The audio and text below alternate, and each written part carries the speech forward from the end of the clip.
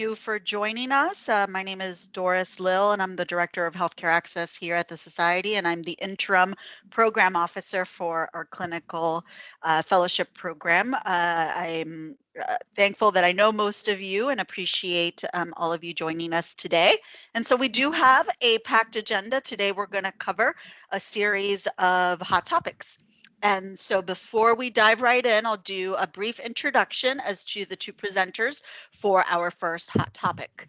So Laura Balcer is a neurologist and epidemiologist at the NYU School of Medicine. Dr. Balcer is professor and vice chair of neurology, population health and ophthalmology.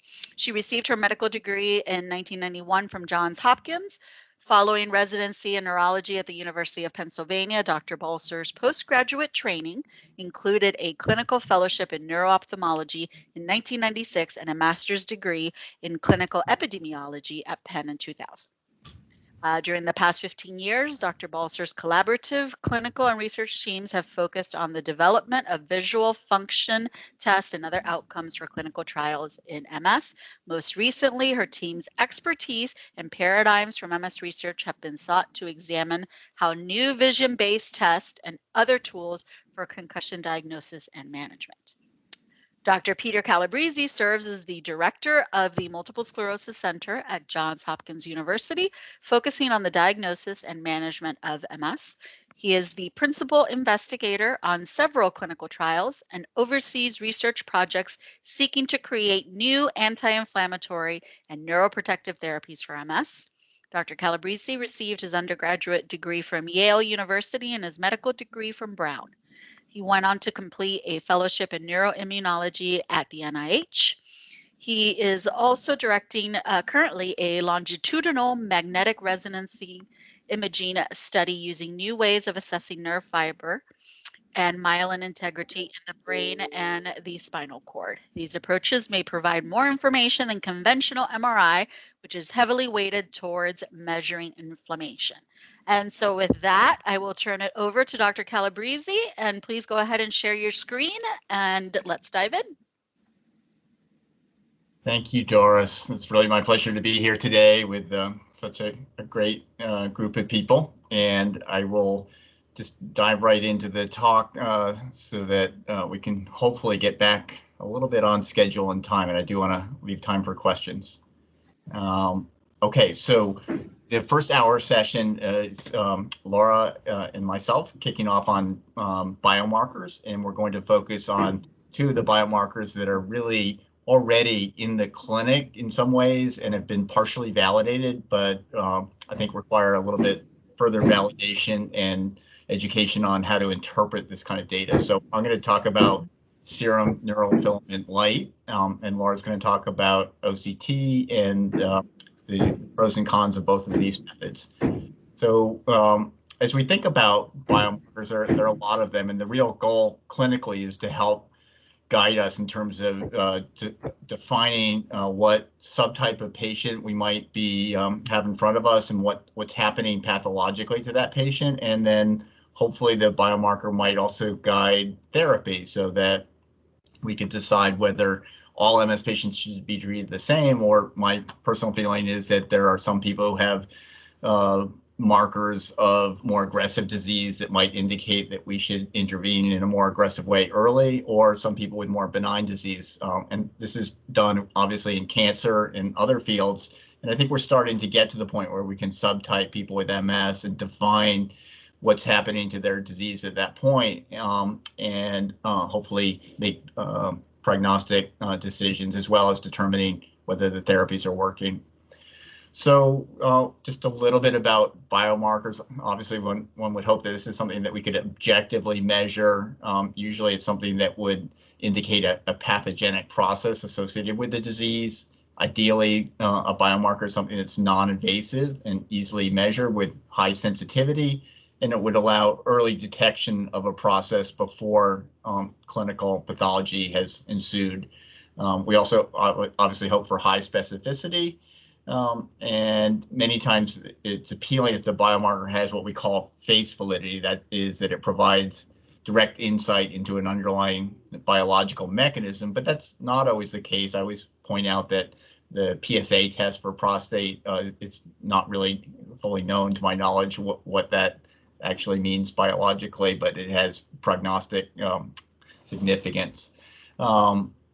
And then, yeah, I already mentioned that having the prognostic value to determine what will happen. And I think this is particularly relevant in a disease like MS, where we know that the pathology is happening early. And in the first 10 or even 20 years of the disease, our patients clinically compensate for injury, much in the way that pro athletes like NFL football players who are having concussive injuries every weekend seem to be able to get back on the field a week or two later. Yet some of them will 10 or 15 years after they retire develop a chronic traumatic encephalopathy. And so can we actually determine who is having damage to their brain early on and intervene?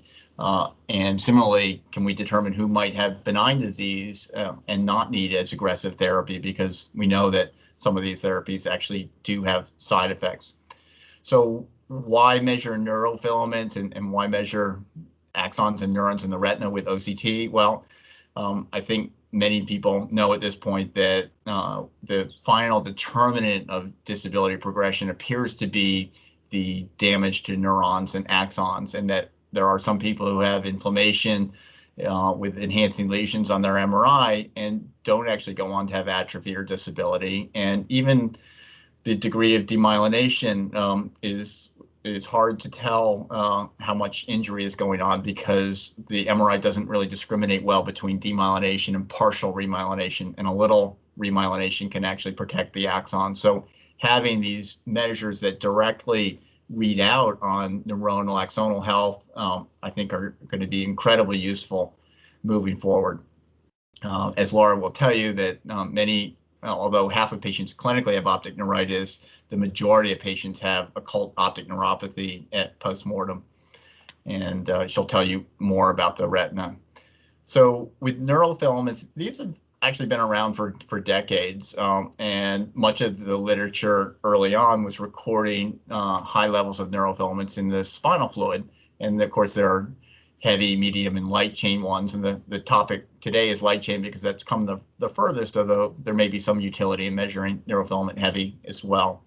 But as I was saying, that the real problem that held back the field was that these could only be measured in the high amounts that existed in the spinal fluid, and our ability to actually quantify the low levels that exist in the bloodstream really was not satisfactory until the development of an assay called Simoa, the single molecule assay that allows us to detect down to low picogram levels of neurofilament light in the bloodstream. And in fact, as you can see on the bulleted citations, that NFL has been known for decades to reflect pathology, not only in MS, but Alzheimer's, ALS, trauma, et cetera. So this is not a specific biomarker, but is one that has a long track record of being able to be sensitive to brain injury in a variety of disease processes. And now we know that many of the brain proteins find their way into the blood at lower levels, and the fact that we can quantify these in the bloodstream becomes very useful, because now we can repeat this measurement and track it over time. So there are many, many studies, and I apologize to any colleagues in the very short time that I have today. I won't be able to go over them all, but I chose a few slides just to kind of depict where we are so far with this. So it appears that serum neurofilament can be categorized somewhat bluntly, and I like to think of this almost like a neurological SED rate, into those people who appear to be normal for age or consistently low, patients who are high for age, and in many studies the cutoff was 16 picograms per mil, but now we know that that really needs to be corrected for age in older folks over age 50 who might not have been in some of the original clinical trials. And then there are some patients who bounce around in intermediate categories, and we still honestly don't quite know what to do with them. But as you can see here, using this tertile approach, if you will, you can see that patients who are consistently high have a much higher likelihood of developing new T2 lesions over 4 years, and have greater reduction in their percent brain volume change over 4 years. So pretty powerful evidence in a fairly large cohort that was obtained from phase 3 clinical trial. Also looking at CHAMPS data. So these are the clinically isolated syndrome patients who initially were put on interferon beta 1a weekly therapy. And you can see here looking at baseline serum neurofilament tertiles, and the folks, again, with the greater than 16 or the highest level had much more brain parenchymal fraction change over 5 years.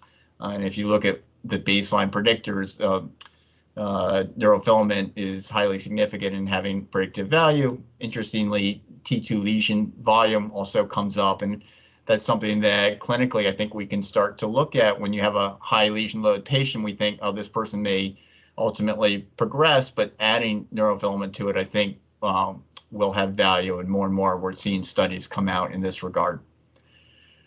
So this is actually a very nice study from Jens Kuhl in Basel, who's published an enormous number of papers on this topic. And here he looked at sort of the complementarity of brain parenchymal fraction change and neurofilament, and each contributes to a higher risk of patients having disability greater than 6 by themselves. And then if you combine the two measures, you get an even higher percentage of patients who ultimately have disability progression here. So again, we're kind of looking at ways of trying to combine biomarkers. And I think one of the themes will be maybe not to rely on any one biomarker, but we might be looking at the possibility of having composites of biomarkers, and we can talk about that at the end. Importantly, neurofilament is responsive to disease-modifying therapies. The notion is that many of these neurofilaments are released in the context of inflammatory injury to axons, much in the way that Bruce Trapp showed in his seminal New England Journal paper, that the inflammatory infiltrates are associated with axonal transactions that cause release of neurofilaments. If you stop the inflammation successfully with whatever drug that you're using, you will result in a reduction of neurofilaments. And the data so far really reflect what we think of as the potency of some of these therapies. So with interferon, there was a modest but significant reduction in the proportion of patients with elevated neurofilament. And with natalizumab, the proportion of patients who return to relatively normal levels is significantly greater, much in the way we would think. And dimethyl fumarate, there's less data so far, but it seems somewhere in between. This is data again from Jens's group looking at fingolimod, also showing a reduction in neurofilament. I think this is interesting and compelling in that it suggests that you can really see if your patient is responding, although on average, many of these patients are still above what is normal. So it raises the question about whether we should be treating to a normal level and what is a normal level. And I think increasingly that will be a goal, is to try to treat to normal. But I think we need a little bit more data to support that, because of course more aggressive treatment comes with more risk. This is, I think, a really compelling piece of data that came from the advanced pegylated interferon study. And this again shows that if you have a patient who had sustained elevated neurofilament from month 0 to month 6, that as compared to someone who actually responded to treatment intervention and their neurofilament levels dropped on therapy, you can now see a fairly significant difference in what happened to these patients at year 2. So the ones that dropped down to low normal had significantly lower new T2 lesion volume and less brain atrophy and less EDSS change over 4 years as compared to the ones that had elevated neurofilament, suggesting that there probably is value in continuing to monitor this as an indicator of treatment response. Just as partly a segue into Laura's talk, we have some data, and I think the group from Buffalo, New York also have a paper published showing that the neurofilament levels are higher in patients who are having more retinal atrophy. It's not to say that the optic nerve itself is contributing to these levels, but we know that retinal atrophy actually mirrors nicely with more global processes in the context of MS. So now we have a bunch of measures that are tracking in the same direction, and again, that increases the confidence that there truly is something pathologic going on. Another study that I believe is going to be published soon, but may not be quite out yet, is a consortium paper from Martina Ipsinta and Jens Kuhle, showing that patients who have so-called phase rim lesions, which are an MRI identified indicator of an evolving degenerative lesion, one that has iron in the microglia at the edge of the lesion. These patients are more likely to have elevations of their neurofilament, consistent with the notion that there may be more brain degeneration going on in patients with phase rim lesions. Many people can't obtain this sequence clinically right now, but the hope is that this is something that we will be able to quantify moving forward. And it's nice to see that neurofilament seems to be tracking in the same direction, i.e. that patients with phase rims and more degeneration have higher neurofilament. So this is just an example of how we might be using this clinically. This is sort of an idealized example in a patient who is, it's actually a real patient in a study where their neurofilament was sort of borderline abnormal at baseline, started drifting upwards at 3, and certainly by 6 months we would call that an elevated neurofilament level. But clinically, the patient did not have an exacerbation until the year 1 time point, at which point their neurofilament was markedly elevated, and the MRI scan at that point showed 13 new gadolinium-enhancing lesions and reduction in their single-digit modality test. But the notion here is that maybe an intervention could have been taken earlier if the trend towards elevated neurofilament between 3 and 6 months had been measured. And we're still trying to figure out how frequently to obtain this test, but this kind of data suggests that perhaps something could have been done before the patient had a full-blown, very marked exacerbation of disease. So how are we going to move this forward? Well, many of you know that right now the Simoa assay is done through Quanterix. You can actually send blood to their central lab and get a result back.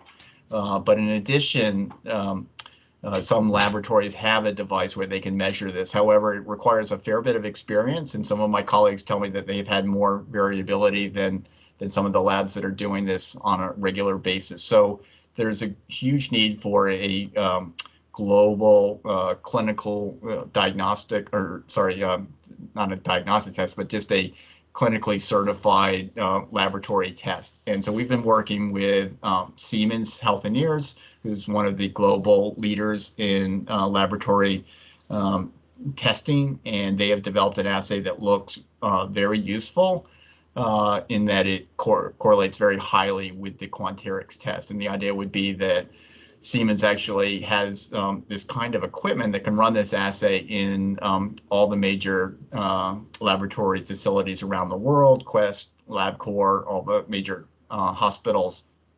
And that the goal is that within a few years, this would become a CLIA certified laboratory test that could be done and have an answer back same day or the next day. We've looked at this in the context of phase 3 clinical trial data, where we already had Quanterix data and now have Siemens data, and show that they track very similarly, i.e. the folks with elevated neurofilament have more MRI activity and more brain atrophy. And so the two look to be very similar. In fact, the Siemens data had somewhat tighter error bars in some cases. So we've now embarked on a study to further validate this in a larger cohort. We have a U01 grant from the NINDS and the National MS Society to validate the utility of neurofilament. A lot of this work is being done by Kate Fitzgerald and Elias Sotirkos.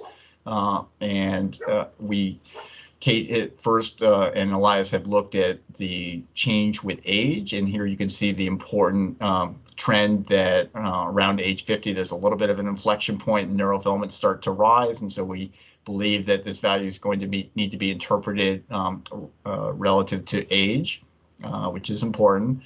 We right now have in this data I'm going to show you have reported out on about 2,000, but we're actually up to 7,000 patients that we have neurofilament levels on, and this is part of the MS Path 10-center consortium with 7 North American sites and 3 EU sites. And the quantitative behavioral readout so far is from the MSPT, which is an iPad performance test, and patient-reported disability scores. Although we're also linking this with clinical acquired EDSS and other traditional measures. And what you can see here is that there is a correlation with the folks who have elevated neurofilament. Kind of went over this quickly, but it's as defined as being above the 97.5th age-specific percentile. So that's elevated in the red versus normal in the blue. So this is a fairly, in my opinion, somewhat conservative cutoff. But if you take the proportion of patients with elevated neurofilament and you look at their disability status, they have more moderate or severe disability. And as you might expect, their walking speed slower, their processing speed slower, and their manual dexterity is worse. Importantly, looking at comorbidities, because I mentioned this issue of specificity, BMI, which we normally think of as being bad to be overweight and part of the metabolic syndrome and worse outcomes, has a paradoxical opposite reaction, so that the patients with higher BMIs tend to have lower neurofilaments. And so this may relate to the fact that people who have higher BMIs tend to have higher blood volumes. And so it's going to be important moving forward to have some kind of conversion for BMI because this is a confound in the opposite direction of what we would expect, where the obese patients tend to have a more normal neurofilament, possibly due to higher blood volume. Looking at other comorbidities, to date, we have not seen major differences in folks with hypertension, hyperlipidemia, or renal dysfunction. There was some question in the literature about whether the kidneys are important for clearing neurofilaments, but we haven't seen that. However, we do see a significant confound from diabetes. We don't know whether this is all diabetic neuropathy or CNS involvement, but importantly, the levels or proportion of patients with elevated neurofilament is going to be higher in folks with diabetes, and that potentially will be a confound. So, summarize and conclude here. Using retrospective data from phase 3 studies, that so far the feasibility of establishing clinically relevant neurofilament levels for disease severity, stratification, treatment monitoring has already been demonstrated. And linkage with both clinical outcomes, MRI and OCT, has been demonstrated now in a couple of studies, and it's responsive to the disease-modifying therapy. So that's really good and useful to determine whether your particular patient may be responding to disease-modifying therapies. However, there remain a lot of caveats. So this is not quite ready for widespread clinical application. And the first one is having a sensitive assay that reads out with the same levels across the world, so that when our patients move from one center to another, we can compare. And so the hope and the goal, and this is looking very promising, is that some of these global laboratory companies like Siemens, and I think Roche is developing one, will have an assay that's comparable to the Quanterix, so that we don't have to depend on laboratory specific assays that might vary from one lab to the other. The next major issue is going to be establishing standardized normative data, and in this regard, we're tracking a cohort from the Centers for Disease Control that actually has U.S. reference population repository SERA that we can mine to look at what is normal for someone living in the United States, and in the EU, they're doing the same. And so hopefully we'll have more reference data that will help us sort out some of the confounds from comorbidities, as I mentioned. This is really a little bit more for discussion, in that how would we apply these? I'll just briefly go over this as I end here, that I think both OCT and neurofilament are very feasible. They change with the biology of the disease, as you'll see with Laura's talk. However, the neurofilament is short-lived. It probably clears in about 2 or 3 months, and so it doesn't reflect cumulative damage the way imaging does. Both are sensitive to inflammatory axonopathy.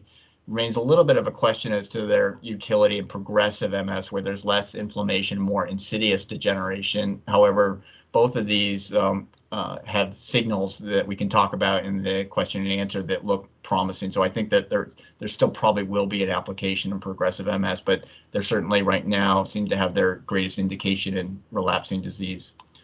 So with that, I'll just end by saying that I think this is going to be very relevant for clinical practice. Right now, I would actually caution against sort of trying to get the data quite yet until we have normative data and a little bit more information. But I can tell you some centers around the world are actually using this, but we've had some sobering confounds discovered when patients have elevated levels, and you wouldn't want to treat them more aggressively for MS and find out they actually have another disease process. So understanding the full spectrum of diseases that can impact on neurofilament is likely very important. And as with any marker, the quality of the lab that's giving you the result is very important, and knowing how to interpret it, and likely interpreting it in the context of several aspects and not reacting to any single biomarker, in my opinion, may be the way to go. So with that, I think I will end and hopefully right at 12:30. And sorry if I went over a little bit.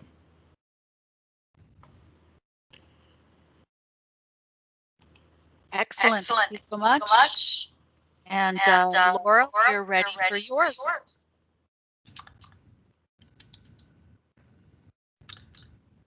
Good afternoon, everyone. I believe that I'm able to see the slides, and I think I can control them from here. And if not, I'll ask for assistance.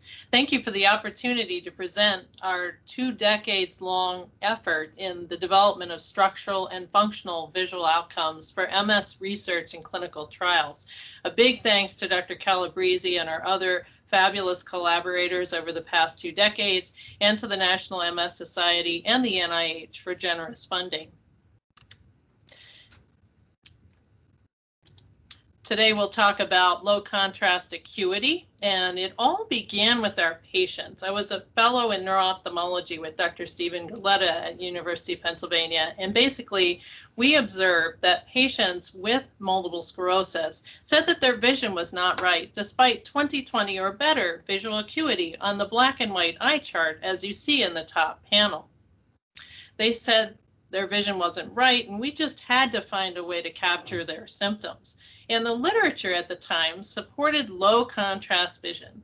That is, shades of gray or gray letters or gray characters on a white background, as you see in the bottom panel.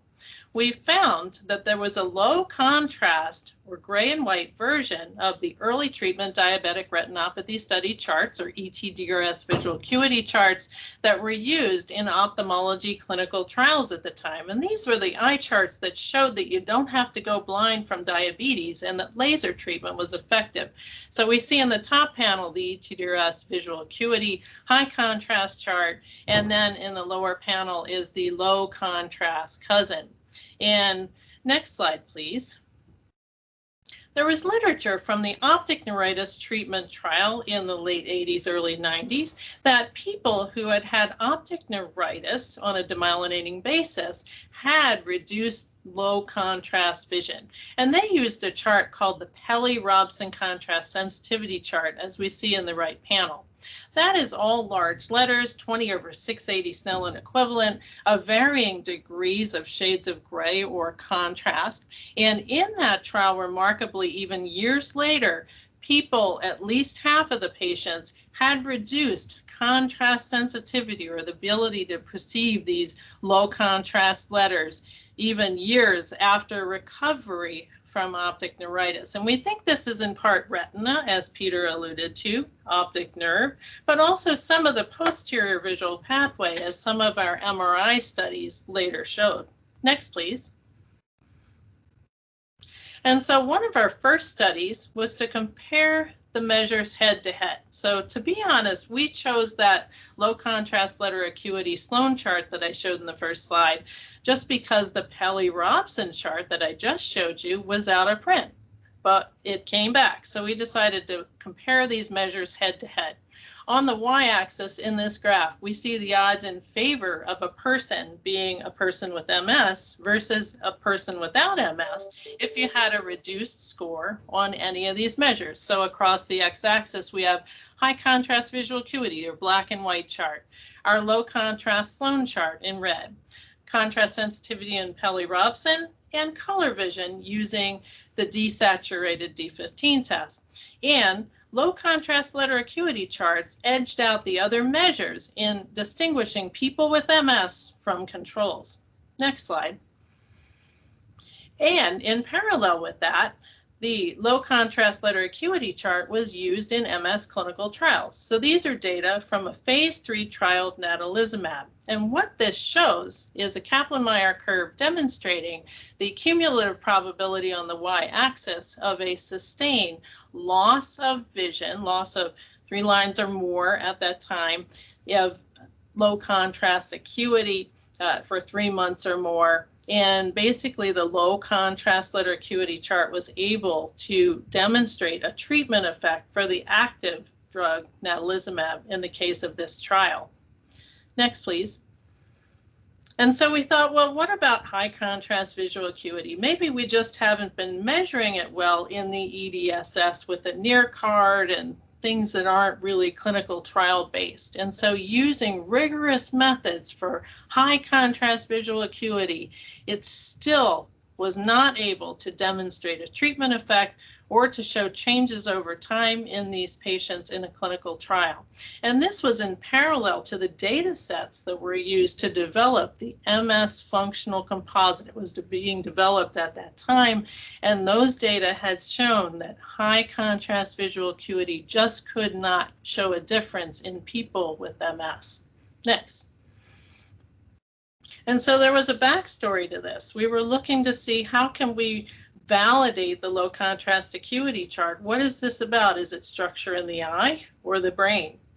Well, it turned out that a study from 2001 that was an autopsy study humblingly demonstrated that there was permanent axonal loss in the visual pathways, even without acute optic neuritis. So in the left panel, we see autopsy specimens of the optic tracts and optic nerves from individuals without MS. And in the right panel, those with MS. And we see that there are loss of axons in the optic nerve, optic tract. There's atrophy there. And this was in parallel to the studies in the brain in 1998 that showed MS is a disease of axons and neurons and not just myelin. Next, please. So how do we capture that structure? Well, OCT, optical coherence tomography, is a practical way that evolved in the early 2000s, first to study the retina and then glaucoma, and then we moved it into multiple sclerosis. And this technique uses near infrared light to image the back of the eye and the retina to capture the nerve fiber layer and the ganglion cell layer, and those are axons and neurons respectively. It's accessible, so these machines that we see are 2 examples, and the patient sits at the machine just like a slit lamp at the eye doctor's office. You don't need pupillary dilation under the best of circumstances, and this is the only opportunity in the central nervous system where we can see non-myelinated axons. So basically, axons in the retina are not ganglion cell axons, not myelinated until they get behind the lamina curvosa at the optic disc. Next, please. And so we can see axonal and neuronal loss in the eye using OCT.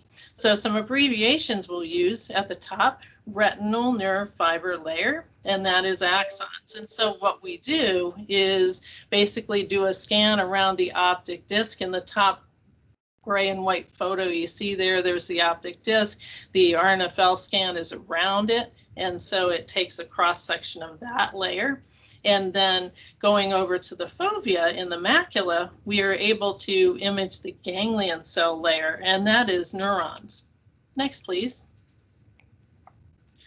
And so not only has our work shown that retinal nerve fiber layer around the optic disc deteriorates or thins over time, even in eyes of patients without optic neuritis during the study period, but also ganglion cell layer thickness reflects quality of life and also reflects visual function using our low contrast acuity charts. So in this graph, we see low contrast letter acuity and quality of life score on the y-axis. And I made this graph by mistake, but I kind of like it because it shows a parallel. So on the triangles here in the bottom part of the graph, we see that your low contrast letter acuity score is lower if you have thinner ganglion cell layer thickness on the x-axis here.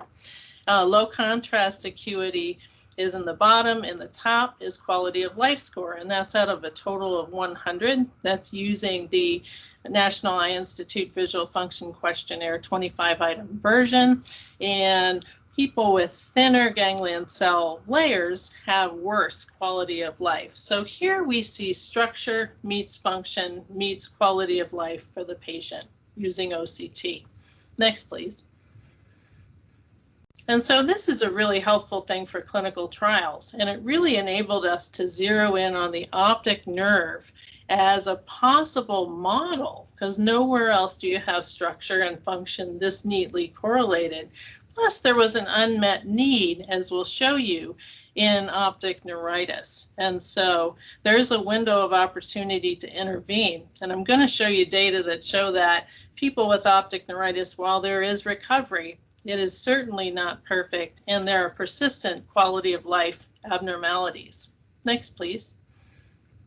And so this is a study where we undertook a data set and basically asked the question, we are thought to have good recovery from optic neuritis, 20/40 or better. This is in some of the ophthalmic literature. And is this recovery as good as we once thought? Well, it turns out, if you look at a group of people who are disease-free controls in the left set of bars, those individuals have excellent quality of life scores using the NEI VFQ-25 on the y-axis, almost 100%. Those individuals in the most right set of bars who have 20/50 or worse recovery of vision in one or both eyes have the worst quality of life, and we expect that. But in the middle panel are those who have 20/40 or better, and in many cases 20/20 or better visual recovery from optic neuritis, and their quality of life scores are not normal either. Next, please. And we find that our OCT results mirror the quality of life findings. So for example, our controls in the left panel have the thickest OCT retinal nerve fiber layer thickness. Those with 20/40 or better in the middle, though, do not have normal thickness even following recovery. In fact, most eyes who have acute optic neuritis lose 20 or 40 out of 100 total microns of thickness in the nerve fiber layer. Next, please. And continuing with our theme of low contrast acuity. So here we see two different bars. The purple bars are actually high contrast visual acuity, and then the yellow bars are low contrast acuity. And what we see is that although in the red circle, we see that our high contrast visual acuity is still pretty well preserved in those eyes who've had optic neuritis and are 20/40 or better. Look at the low contrast letter acuity difference in those patients. Next, please. And so there is a functional cliff that you go over if you lose a certain amount of nerve fiber layer thickness by OCT. This is a study by Costello and colleagues, and basically it showed that the visual field mean deviation on the y-axis here, negative is bad. You don't want to lose visual field mean deviation. And on the x-axis at the top, we have microns of thickness for the retinal nerve fiber layer. Turns out at about 75 microns out of your normal 100 to 105, at that point, eyes start to lose function. So what if we could prevent going over this cliff and preserve axons in optic neuritis as a possible model for an MS demyelinating lesion? And we also know, as we'll see from some clinical trial data, that we lose ganglion cell layer thickness early in optic neuritis as well. Next, please. And this is the trial of opicinumab.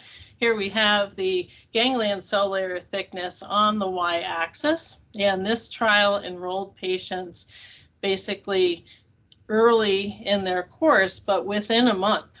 And so many of the patients at time 0 in the left set of bars had already lost ganglion cell layer thickness down from the dotted line, which represents normal, and the fellow eyes early on. And so even at the time of enrollment in this trial to preserve myelin, patients had already lost ganglion cell layer thickness. And this is a humbling fact that indicates that we need to time our intervention as very early, and that the ganglion cell layer loss, that is loss of neurons, occurs early in the course of optic neuritis and likely in MS demyelinating lesions.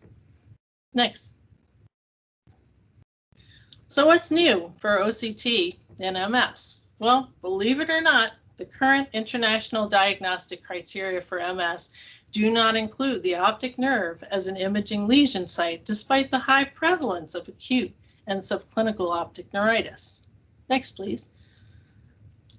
So we asked the question, utilizing the IMS Visual Consortium, a collaborative network of sites from all over the world, many sites and growing, to ask the question, how well can we use OCT to determine if a person has had a likely event to the optic nerve, and therefore how can that augment our diagnostic criteria potentially? Next, please. And so we decided to look at what's the optimal inter-eye difference. If you have a patient in front of you, what's the optimal difference in retinal nerve fiber layer thickness or ganglion cell layer thickness that distinguishes a person who's had optic neuritis clinically versus those that have not? And so we worked with the IMS Visual cohort, and we also looked at vision and vision-specific quality of life in that study. Next, please. And so what we found was that just to look at what's normal and what's not, the 95th percentile among our controls without MS, inter-eye difference at the most 7 microns. So that's really at the top of what you'd expect. For GCIPL, 3 microns. Now, what are the optimal thresholds? And we obtained these using the ROC curve analysis and looking at where the tangent line hits that curve. And so that's the point at which sensitivity and specificity, in this case for a history of acute optic neuritis, is optimized. And that magic number for nerve fiber layer thickness is 5 microns. For a ganglion cell layer thickness, 4 microns. So I think if you have a patient in front of you in this day and age and you've done an OCT and they have a difference of 5 microns, we're suspicious that they've had an optic nerve event. Next, please. And so to summarize, 5 microns on RNFL, 4 microns on GCIPL. Next steps are the studies of clinically isolated syndromes that are underway, and we're already beginning to see studies where visual evoked potentials and OCT are being utilized to identify the optic nerve as a lesion site for diagnostic criteria in multiple sclerosis. Next, please. And where does this end? In other words, is there axonal loss just in the retina? You know, as we saw in the pathologic study of Green from 2010, or are there lesions in the posterior visual pathway that could be leading to thinning of the ganglion cell layer, in particular on OCT? And so our group undertook a study to identify how often do we see homonymous macular thinning. So you do an OCT and you see that on the same side in both eyes there's thinning. And how often could we identify posterior visual pathway lesions? And the answer was not very often, but this brings up a topic of possible transsynaptic degeneration of neurons in the OCT, in the retina, from posterior visual pathway lesions. And so this is a very, very interesting question that's been out there for quite some time. Next, please. And so finally, in the final few minutes, I'd like to just bring up what about the efferent visual system and how does that integrate with visual processing? In concussion, where we've worked also, our team has also collaborated in that field, we found that identifying numbers or pictures in a quick manner called rapid picture naming or rapid number naming can be helpful. And this is the mules, and these are serial pictures that the patient identifies, including fruits, random objects, and animals on 2 cards. Next, please. And these tests have been around for decades, upwards of 80 years, different objects and numbers that are named by the participant, and it involves visual memory, visual processing, as well as afferent and efferent visual function. So it captures a lot. It's a little bit like a timed 25-foot walk for the visual system. Next, please. And we found that in athletes with concussion, the mules is a sensitive way to capture abnormalities, especially if you have a baseline for that athlete. People do worse if they've had a concussion. Next, please. And what's the underpinnings of this test? And so we have an eye movement laboratory here at NYU where we're able to use an iLink 1000 Plus to use infrared light and also a video camera to track the eyes and also see what is the person doing when they're looking at these images. And it turns out they're making lots of fast eye movements called saccades within each picture. And people who've had a concussion, it turns out, for example, they make more saccades. So it takes them longer to name a picture than the average person. Next, please. This is just a diagram of what I just stated. The controls on the left, there is more noise in people with concussion. Next, please. And it turns out people with multiple sclerosis, as we see in the left box plot, have a longer or more prolonged time to name the pictures on the mules compared to similar age controls. That's true for other neurodegenerative diseases, including Parkinson's disease and mild cognitive impairment. But in MS, could this be yet another visual tool to help in clinical trials, research, and clinical care of MS patients? Next, please. And in Alzheimer's, what's back is that we've found not only is picture naming involved in mild cognitive impairment, but also those individuals show deficits in low contrast letter acuity. So it's back here. We're seeing this in yet another disease that affects the brain, just like MS does. Next, please. And we've developed a tablet app for picture naming, for number naming, and we think that might be a quick way to even interface with the MSPT, for example, if people are doing home monitoring or monitoring in the clinic. Next, please.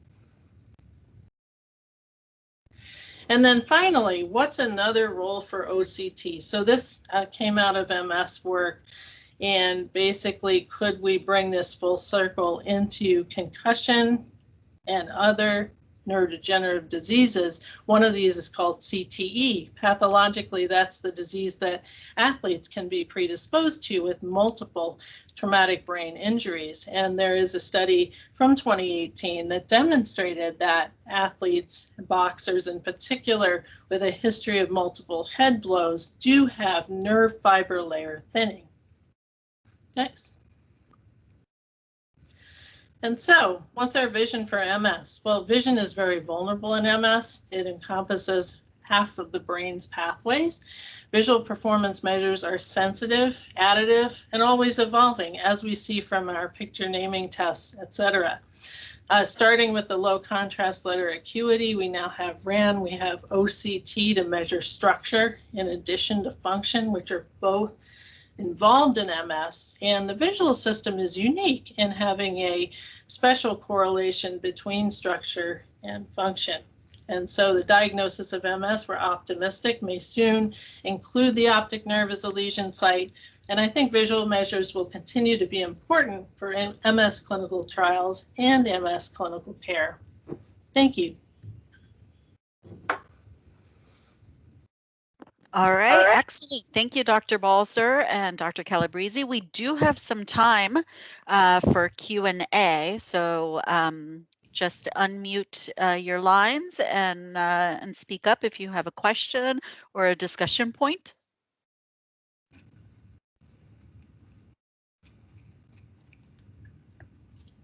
Don't be shy.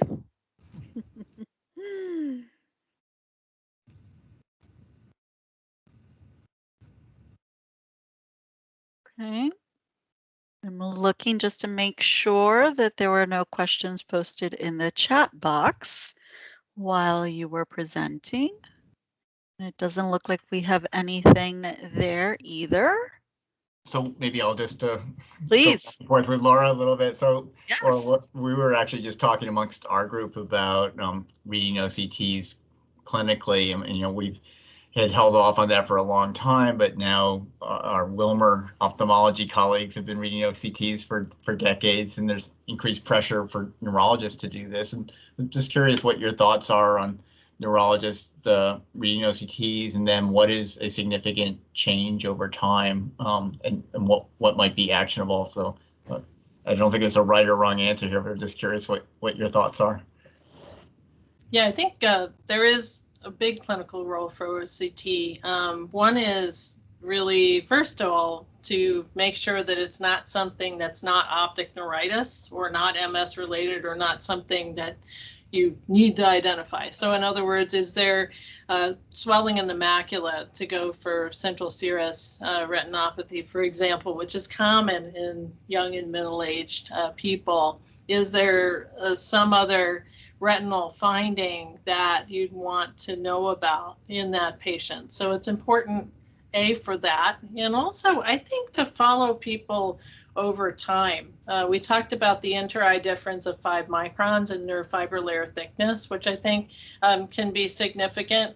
And one of the ways that we figured out that differences in time 25-foot walk over time, for example, are important was actually doing it in the clinic. And so to get to your question about neurologists reading them, we don't all have to feel super comfortable reading them as long as we partner with someone who is comfortable reading an OCT, be it a neuro-ophthalmologist or ophthalmologist, who can really look for those findings that are in MS and provide you an assessment. Importantly, this may be your technologist, this may be your ophthalmologist or neuro-ophthalmologist. How good is the scan? Are the lines drawn between the layers in an accurate manner, especially if an optic disc is swollen? This is an important consideration. So always go for your great technicians and make sure that the scan looks right to you. Really good point, and one I emphasize with neurofilament as well. I think the biomarker is only as good as the quality of the person who's obtaining the value. And also really good point about sort of confounding pathologies. And you know, I would hope that just as neurologists can use an ophthalmoscope, that increasingly maybe we should have a teaching course at the AAN to educate people on some of the basic pathologies to look for, because I couldn't agree with you more. I've seen people with central serous retinopathy or other things that were treated as if they have optic neuritis. And so moving forward, we still have more work to do. Definitely.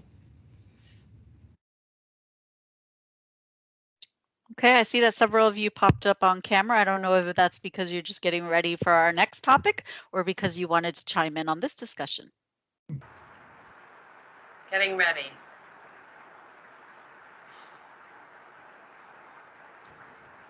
All right, so unless there are any other questions, thank you again so much, Dr. Calabrese and Dr. Balser. And we are recording this and it will be posted, so feel free to share with others, and have a great rest of your day. For everyone else who is staying with us, we will be transitioning now to our second topic, which will be focused on strategy for disease-modifying therapy. And so I will be bringing up that presentation here in just a moment. And then we'll begin with introducing our presenters and then go ahead and dive in for what will hopefully be some lively discussion. All right.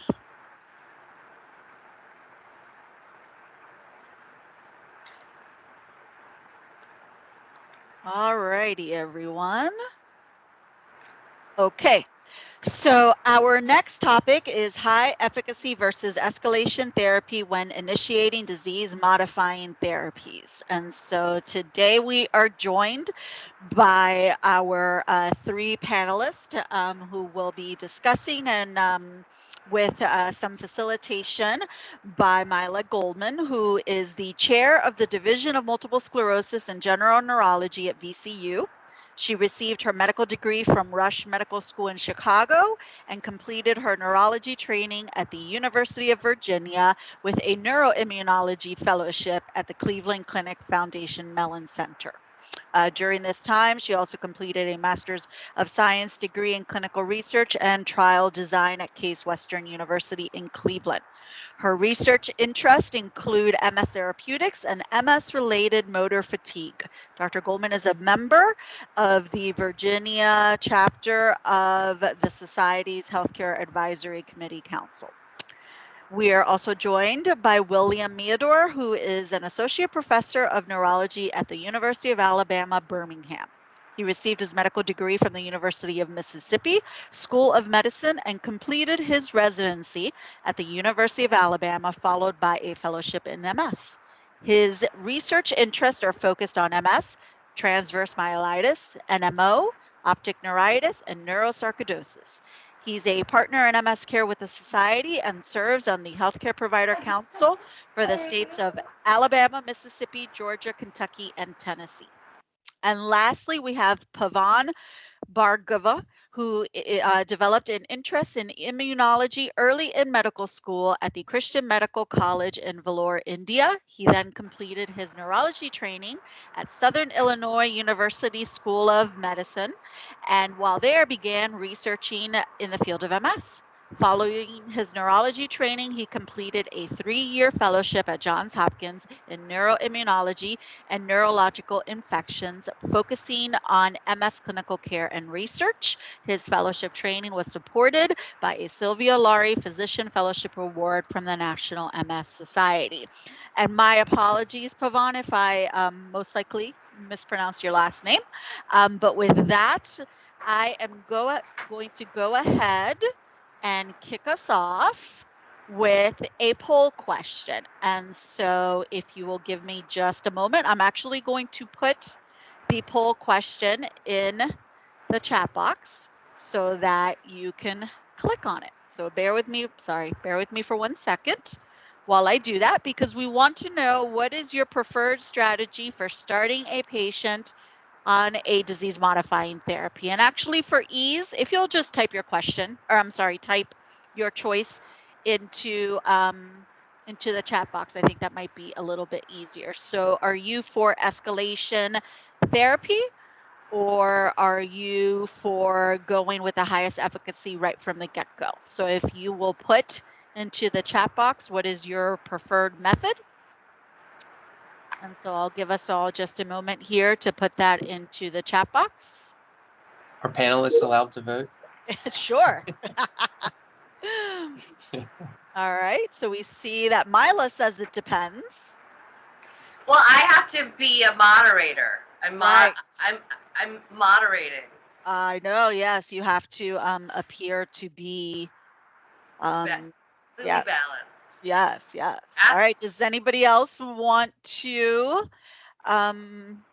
state which approach they would take? I know we have Samita on, we have Salvador on, Tyler, you were on as well. Mahir, you should be on as well, so feel free to jump in and post your approach.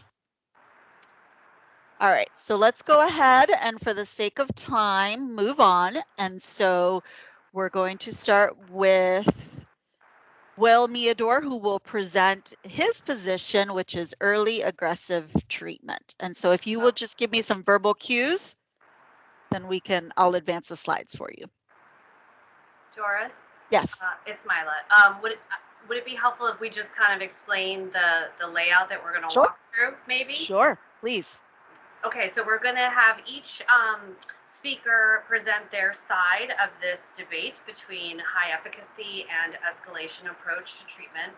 Then we're going to have a case that just briefly will present sort of a diagnostic treatment naive patient, and then there'll be a rebuttal which hopefully will connect to some of the features of that case that may guide that. And then at the end, there'll be some time for open discussion, which may just be the three of us speaking.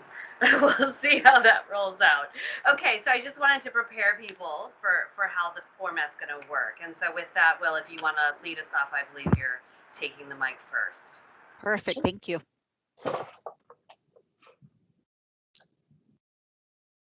And so I guess Doris will put the slides up, or do I need to share screen? Nope, I've got it. Got it. Okay.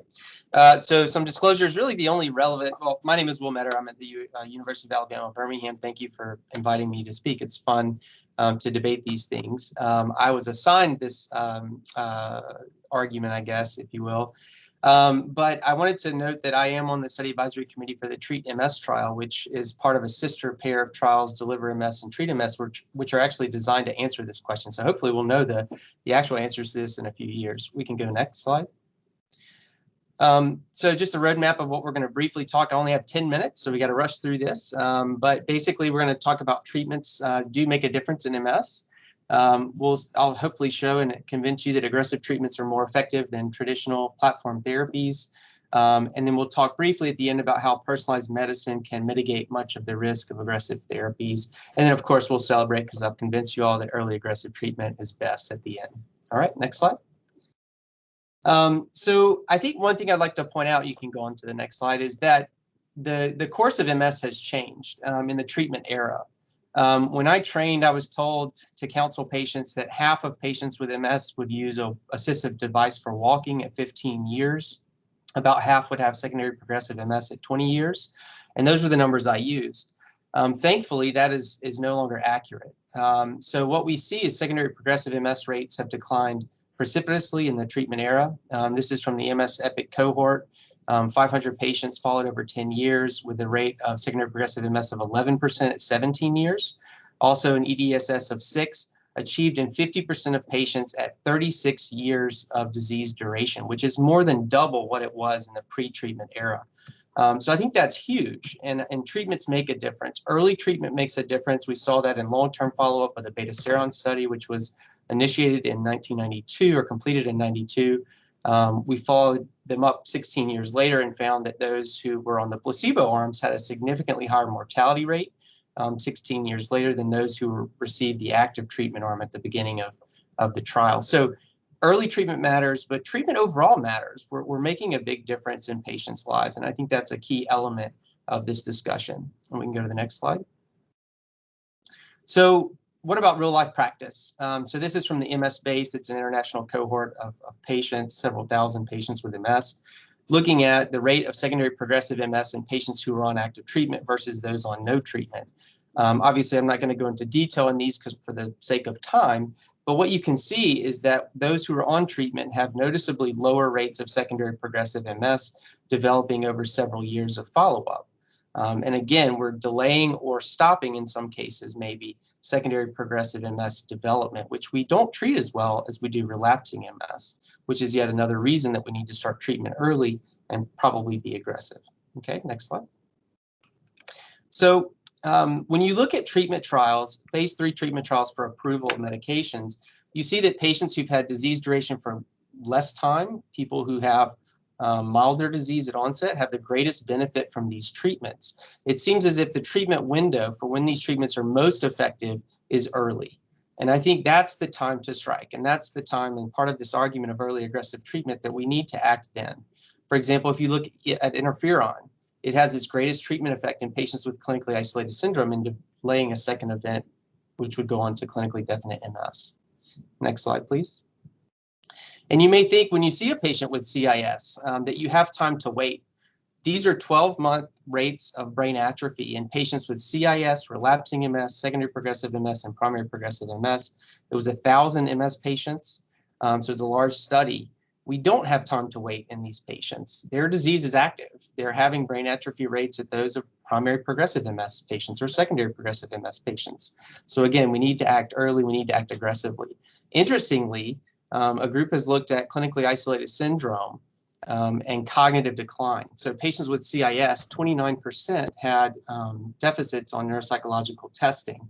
5 years later, 54% had deficits on neuropsychological testing. So there's some effects that we're probably not capturing in clinical practice in these early MS patients. Next slide.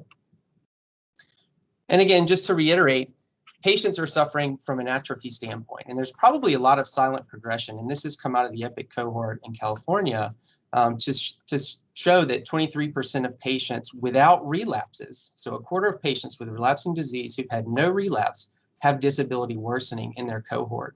So patients are getting worse even when we can't capture it through relapse or imaging. All right, next slide. So hopefully you can appreciate that we need to treat early. And now we'll talk about why aggressive therapies may work better than standard or platform therapies. You can cycle through 3 times, Doris. So I started to just skip this part because basically every treatment trial since 2013 has had an active comparator to show that the new agent is more effective than the platform therapy. So hopefully it's well established that the aggressive therapies, quote unquote, are more effective than platform therapies. If you can go next, Doris. The trials outlined in blue were compared against active comparators.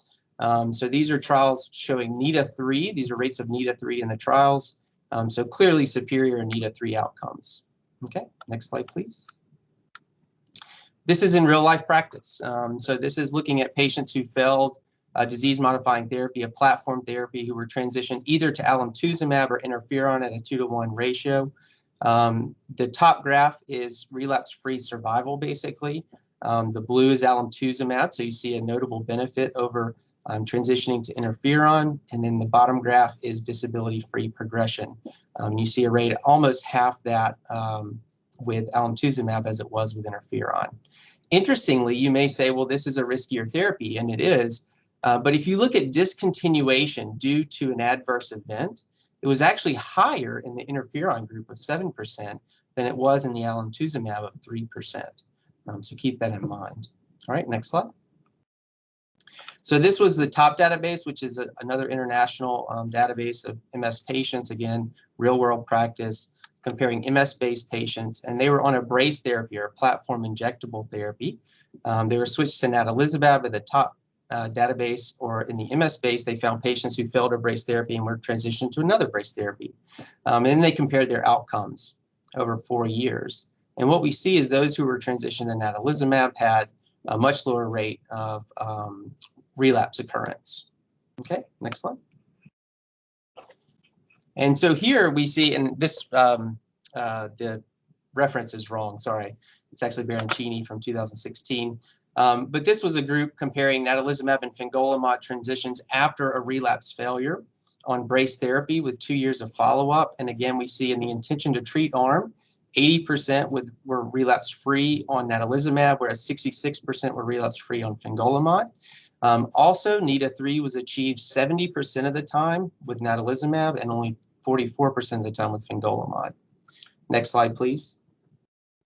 And this is an element that I don't think is talked about a lot, but this was actually improvement in disability scale. So with natalizumab in green, you see that 17% of patients at 2 years in the overall treatment arm versus 6% with fingolimod had disability improvement. And I think that's a key element. When you put people who have active disease on aggressive therapies, they actually have improvement in some of their symptoms as well as possibly in their disability. Next slide, please. And this was a retrospective real-world study of early intensive therapy versus escalation therapy. This was out of Wales and UK. They took 500 patients and looked retrospectively at their outcomes. The early intensive therapy is the gold line, and you see that there's a significant benefit in the rate or the time to achieving sustained disability. Interestingly, because it was retrospective, they're putting patients who have higher disease activity on the aggressive therapy. So if you look at the patients, the annualized relapse rate of the patients in the year preceding this medication start had a 2.5, the patients on early intensive therapy had a 2.5 fold higher annualized relapse rate, which would predict that they would do worse over time, but they actually did better. So you took a patient group that was more at risk of disability, and you showed that they have better disability outcomes, which I think is a very powerful study because, again, it was a more aggressive cohort who was put on early intensive therapy. All right, next slide, please. So that's all the good. What about the bad? All right, so next slide. So these medicines carry risk, and that's indisputable. And usually, as you climb the ladder of efficacy, you also climb the ladder of risk.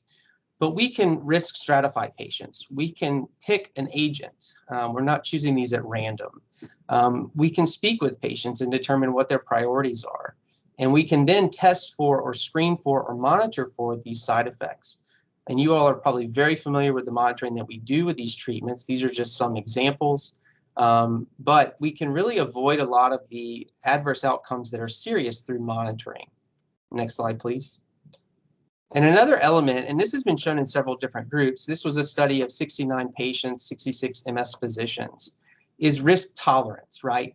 What do your patients, what is their risk tolerance? What is your risk tolerance? Are you risk averse and they're risk tolerant? In this case, it may suggest so. If you look at this, this was on natalizumab. What is the risk that you would be willing to accept before changing therapy? 50% of MS physicians said when it reached 2 out of 10,000, they would switch therapy. But of the patients, the people who take the medicine and actually take the risk, only 10% of patients would switch at that risk. So we have to make sure we're treating patients how they want to be treated. Next slide, please. And that's all I have. So I would say that early treatment is important. Aggressive therapies have been shown to be more beneficial than platform therapies, and we should aim for no evidence of disease activity.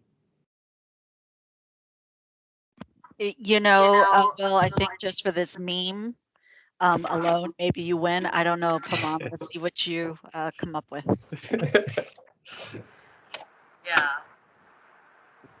All right, on to the other debate. Handing over the mic. All right, so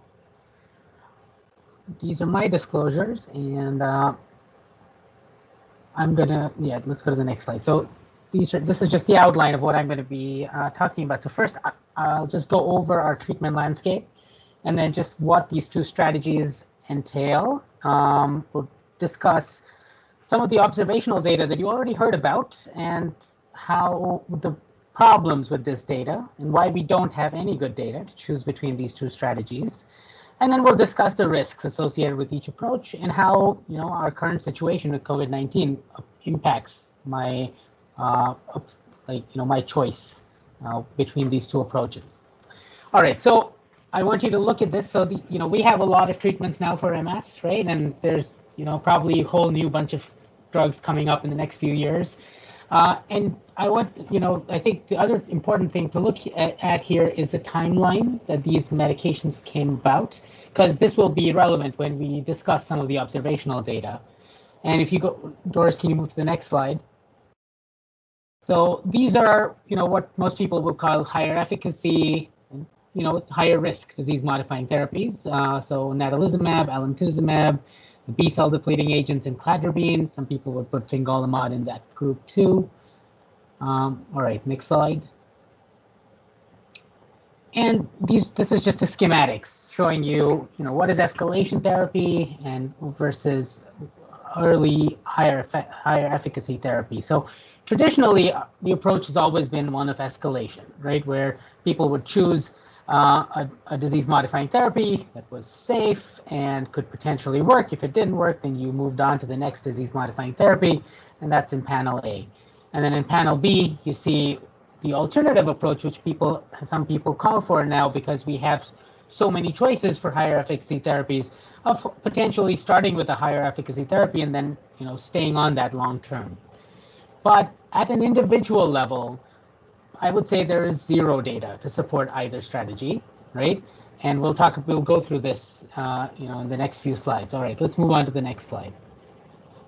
And let me focus this discussion. So what are we really talking about today? We're not talking about whether one disease-modifying therapy decreases annualized relapse rate better than another, right? What we're really talking about is, can disease-modifying therapy prevent long-term disability? Can some do this better than others? And very specifically, whether initial use of a higher efficacy therapy actually reduces your ultimate risk of disability from MS. Especially today, when treating physicians have a very low threshold to escalate therapy. And another important thing to consider is, using high efficacy therapy off the bat. Is that beneficial for all people with MS or only in a subgroup of people? And the other side of the coin is safety, right? We have to think about, for each of these strategies, what are your short-term adverse effects, long-term adverse effects, and then things, concerns related to pregnancy. All right, let's move on to the next slide.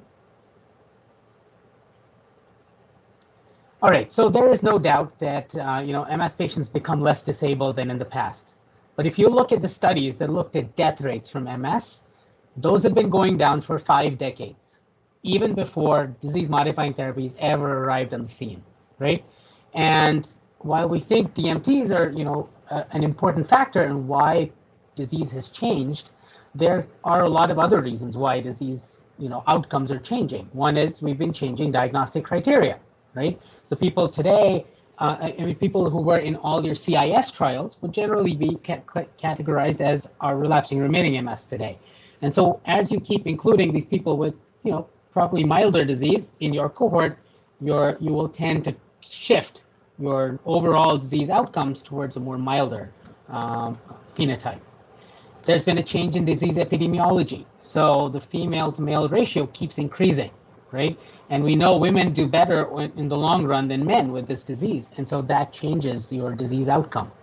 There have been huge changes in behaviors that are associated with greater disease, activity or worse outcomes like smoking. And all of these, along with DMT, impact how the disease plays out over time. So Will already showed you this data, right? Like in the EPIC cohort, you have about in this recent cohort, you're at about half the risk of going on to progressive MS or reach an EDSS of 6 compared to historical cohorts. All right, let's go on to the next slide.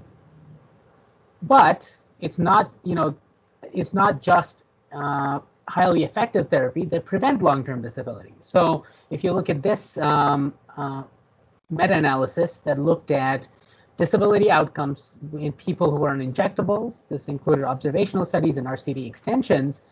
If you compare treatment with an injectable to no treatment, there's about like a 50% decrease in reaching EDSS 6 and almost a 60% decrease in the chances of converting to secondary progressive MS. So, even injectable therapies decrease your risk for disease progression. All right, let's go on to the next slide.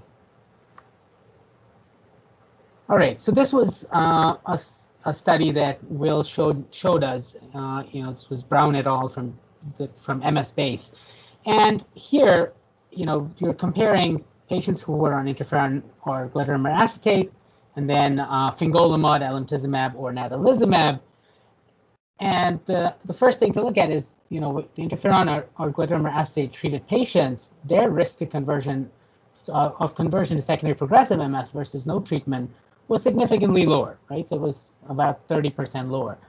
And while it does seem like fingolimod, alemtuzumab, or natalizumab further decrease this risk of conversion, there are some serious caveats here, right? So they included interferon or glitazone acetate treated patients from an epoch or a time period before the availability of higher efficacy therapies, which means these are patients who were diagnosed a while ago when the diagnostic criteria were different.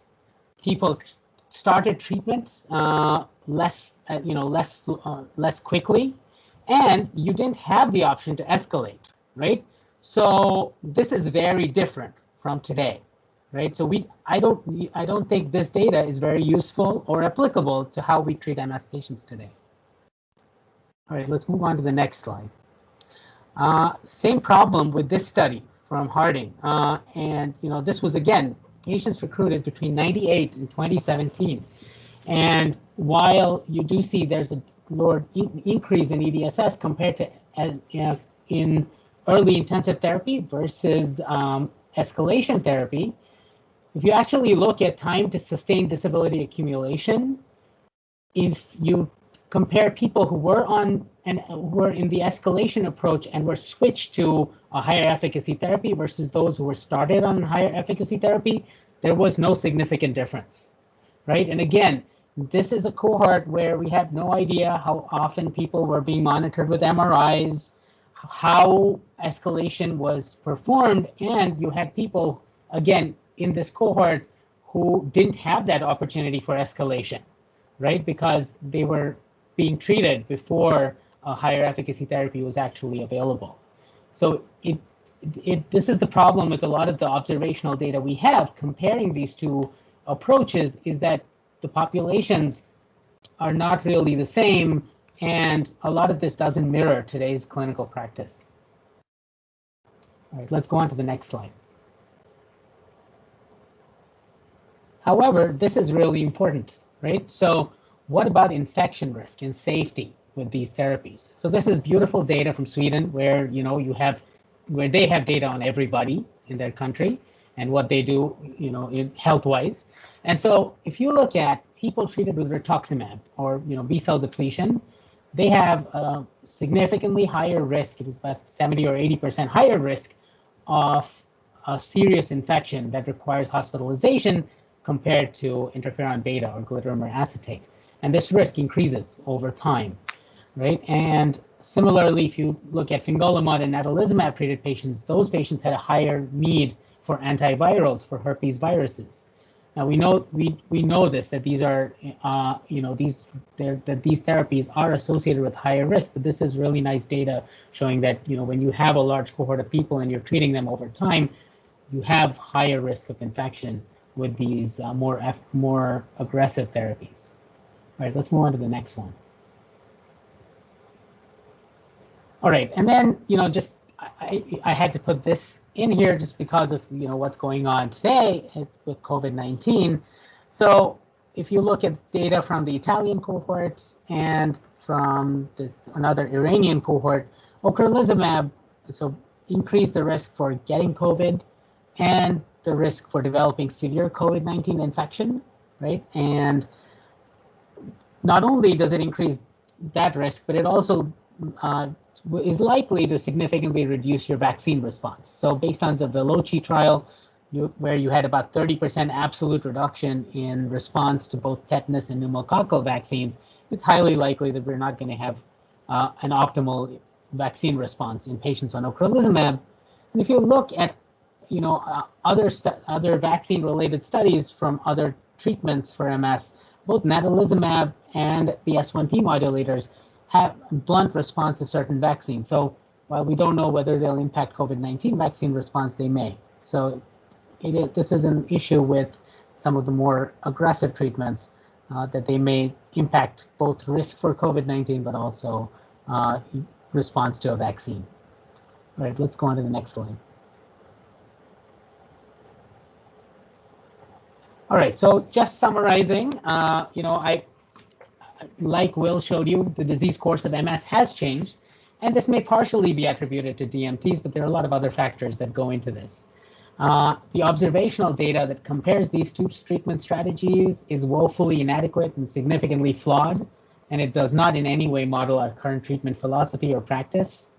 And escalation, if it's applied appropriately, based on the data that even injectable therapies reduce long-term disability, may lower the likelihood of serious adverse events because you may avoid exposing certain part of your MS population for a certain time period to higher efficacy therapies, which definitely are higher risk.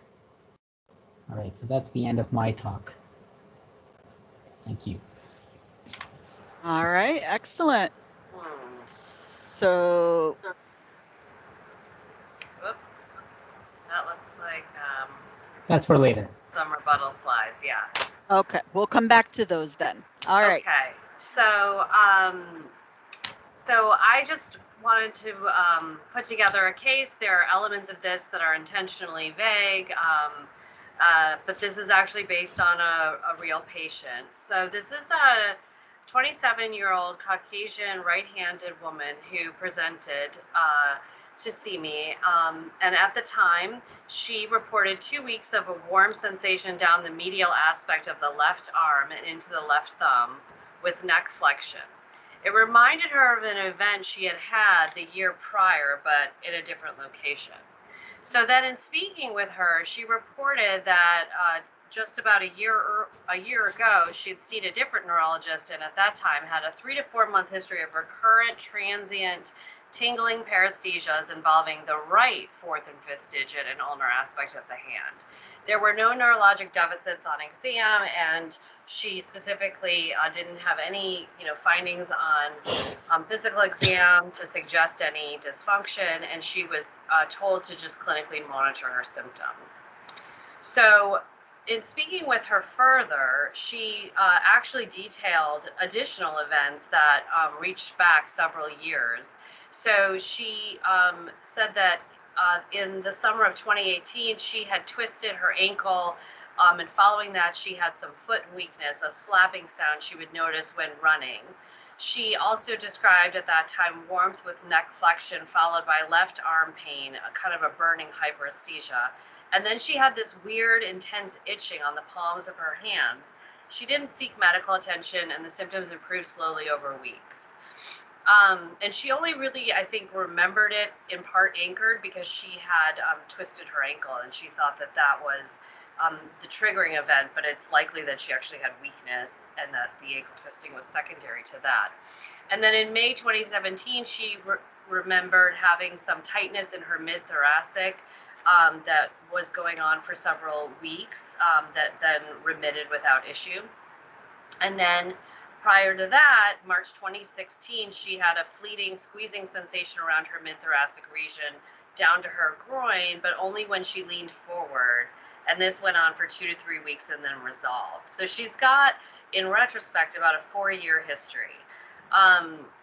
She was a physician and was in training during these episodes, and so was too busy to really seek out medical care. So at the time that I was examining her, we can go forward, and I think it's all gonna come up. So you're gonna look at the pictures. I should have animated it. But at the time that I was seeing her, now after 4.5 years, multiple events, the only thing I could find on her exam was left-sided hyperreflexia. The rest of her neurologic exam was normal. So that would give her an estimated EDSS of 1 for reflex asymmetry after 4.5 years from her initial event. So that this is imaging that was acquired at the time. And so what she had was very little supratentorial involvement, but she did have one incidental enhancing lesion seen in the temporal lobe on the left-hand side.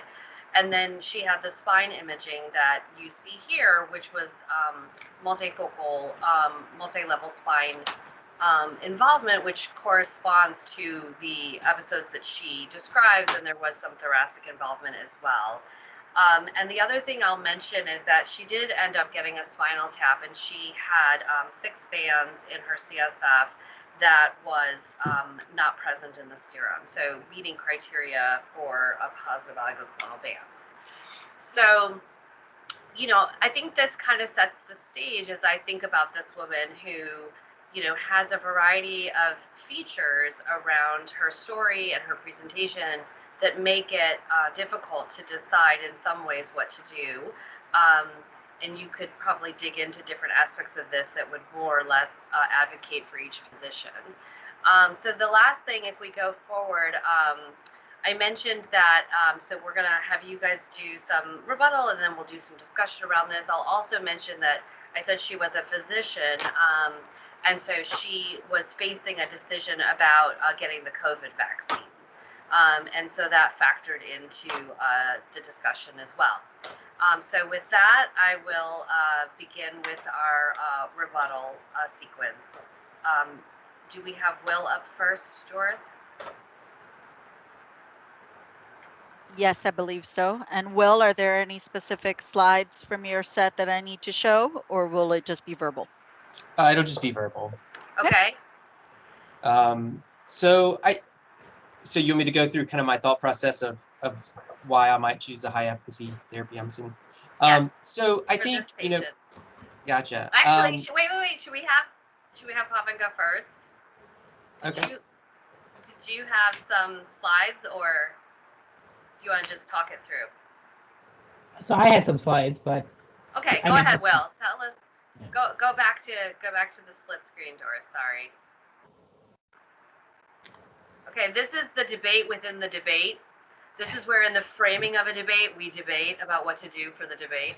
Okay, so Will, why don't you give us some thoughts around why this particular woman should get high efficacy treatment out of the gate?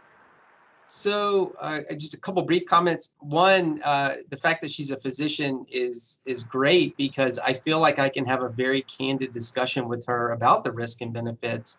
And I don't have to explain those in a manner that might be cumbersome, right? We can talk about the statistical probability very clearly. And I feel like she would be able to understand this very clearly, make a very informed decision. So I think the discussion would be a little bit easier in that regard. So that's a benefit, I think, in this case. That said, the things that make me nervous for her as far as disease activity, a pretty significant burden of cervical spinal cord disease, and by report, some thoracic as well. And as we know, patients with spinal cord disease on activity at diagnosis, have a worse outcome over time. And so I think that's a vote clearly in the bucket of aggressive therapy. The other thing is she's a very high functioning individual. One of the things we do not capture in clinical practice very well is cognitive decline. And so I can't readily measure that in her because I bet she's going to be off the charts on her neuropsychological testing anyway. But you worry about cognitive decline that could slip beneath the radar here. And so I think with her being such a high performing individual in a career standpoint, I would be worried about that. And so I would probably, in all honesty, but also for the sake of argument, offer an early aggressive treatment option for her initially. I would allow her to make the informed decision as always, but I would also ask to know her risk. Getting back to the comment her risk tolerance, getting back to the comment that I made earlier, I've had some high performing individuals come to me and say, I can't be disabled. I am the breadwinner for my family. I have to work. I need my vision for work. I've already had optic neuritis once. I'm an ophthalmologist. And so I would take that discussion with her to understand her risk tolerance. And if she is tolerant of some risk, then I would go with an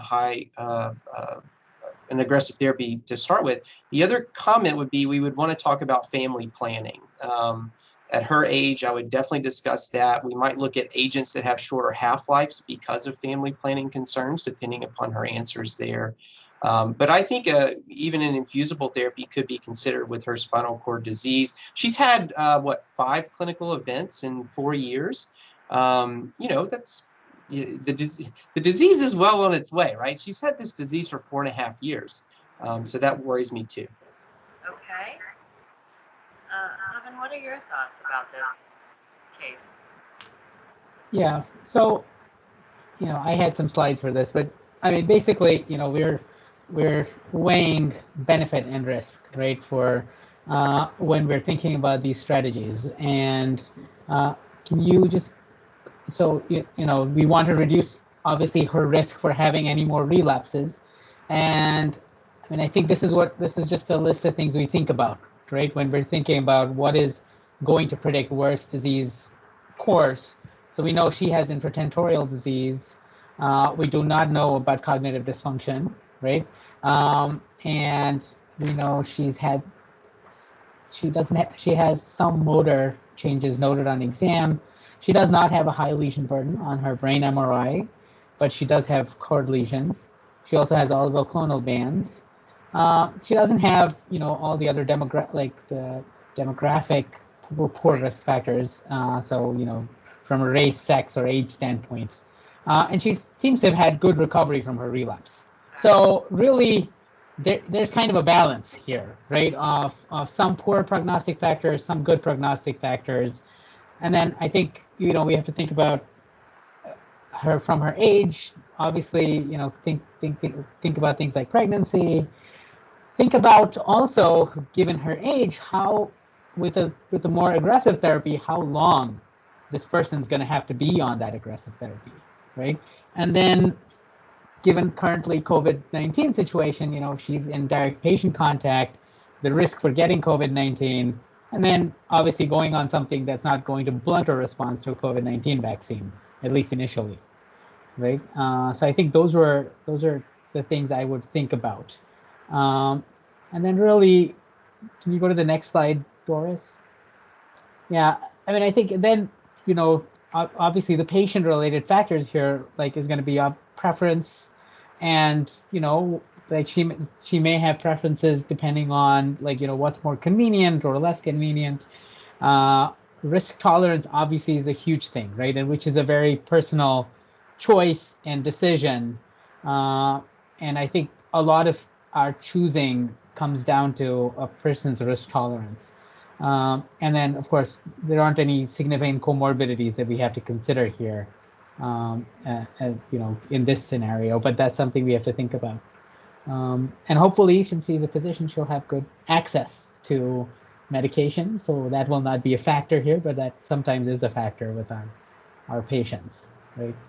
Can you go to the next one, Doris? Yeah, so I mean, this is what I do with all my patients, right? So I always explain these two different treatment strategies and the fact that we don't know which one is the best at an individual level, right? And I might refer her to treat MS, right? Because we do have equipoise for choosing these two strategies. So it might be, if we're going to choose a strategy and to choose it by chance, then it would be good to do that in the setting of a trial that's trying to answer this question.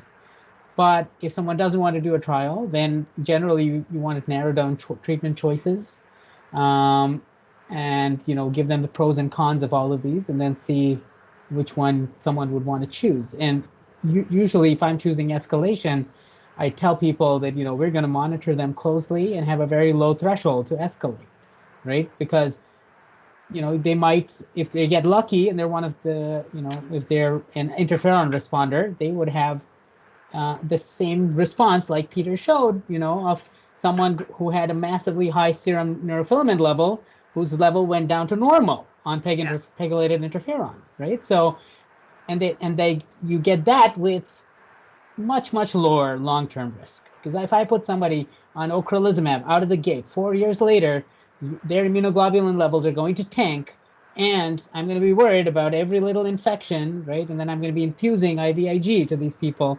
So, you have to think about the long run, right? This is a 27-year-old person who's going to be on a treatment for decades, or at least as of now, right? And maybe we'll have a cure before that time. But that's the reality. So I think it comes down to, ultimately, I think, a patient choice, given all this data, for them to choose which treatment strategy that they'd like to go to pick. So. Awesome. Yeah, I thought that slide was very interesting as well. That caught my attention, the neurofilament-like pegylated interferon. I think we can, do we have another question, Doris, or?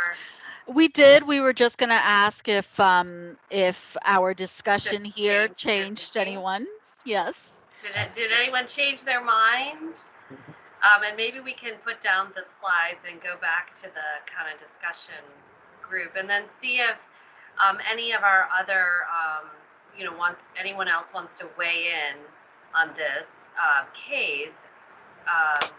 And if I can tell you kind of what ended up happening with this story as well, which I think is kind of an interesting. Sure. Anyone want to comment or ask questions or? So Daniela, I see that you're on, as well as Jackie and Samita and Tyler. Does anyone have anything that they would like to contribute as to their thought process in this scenario?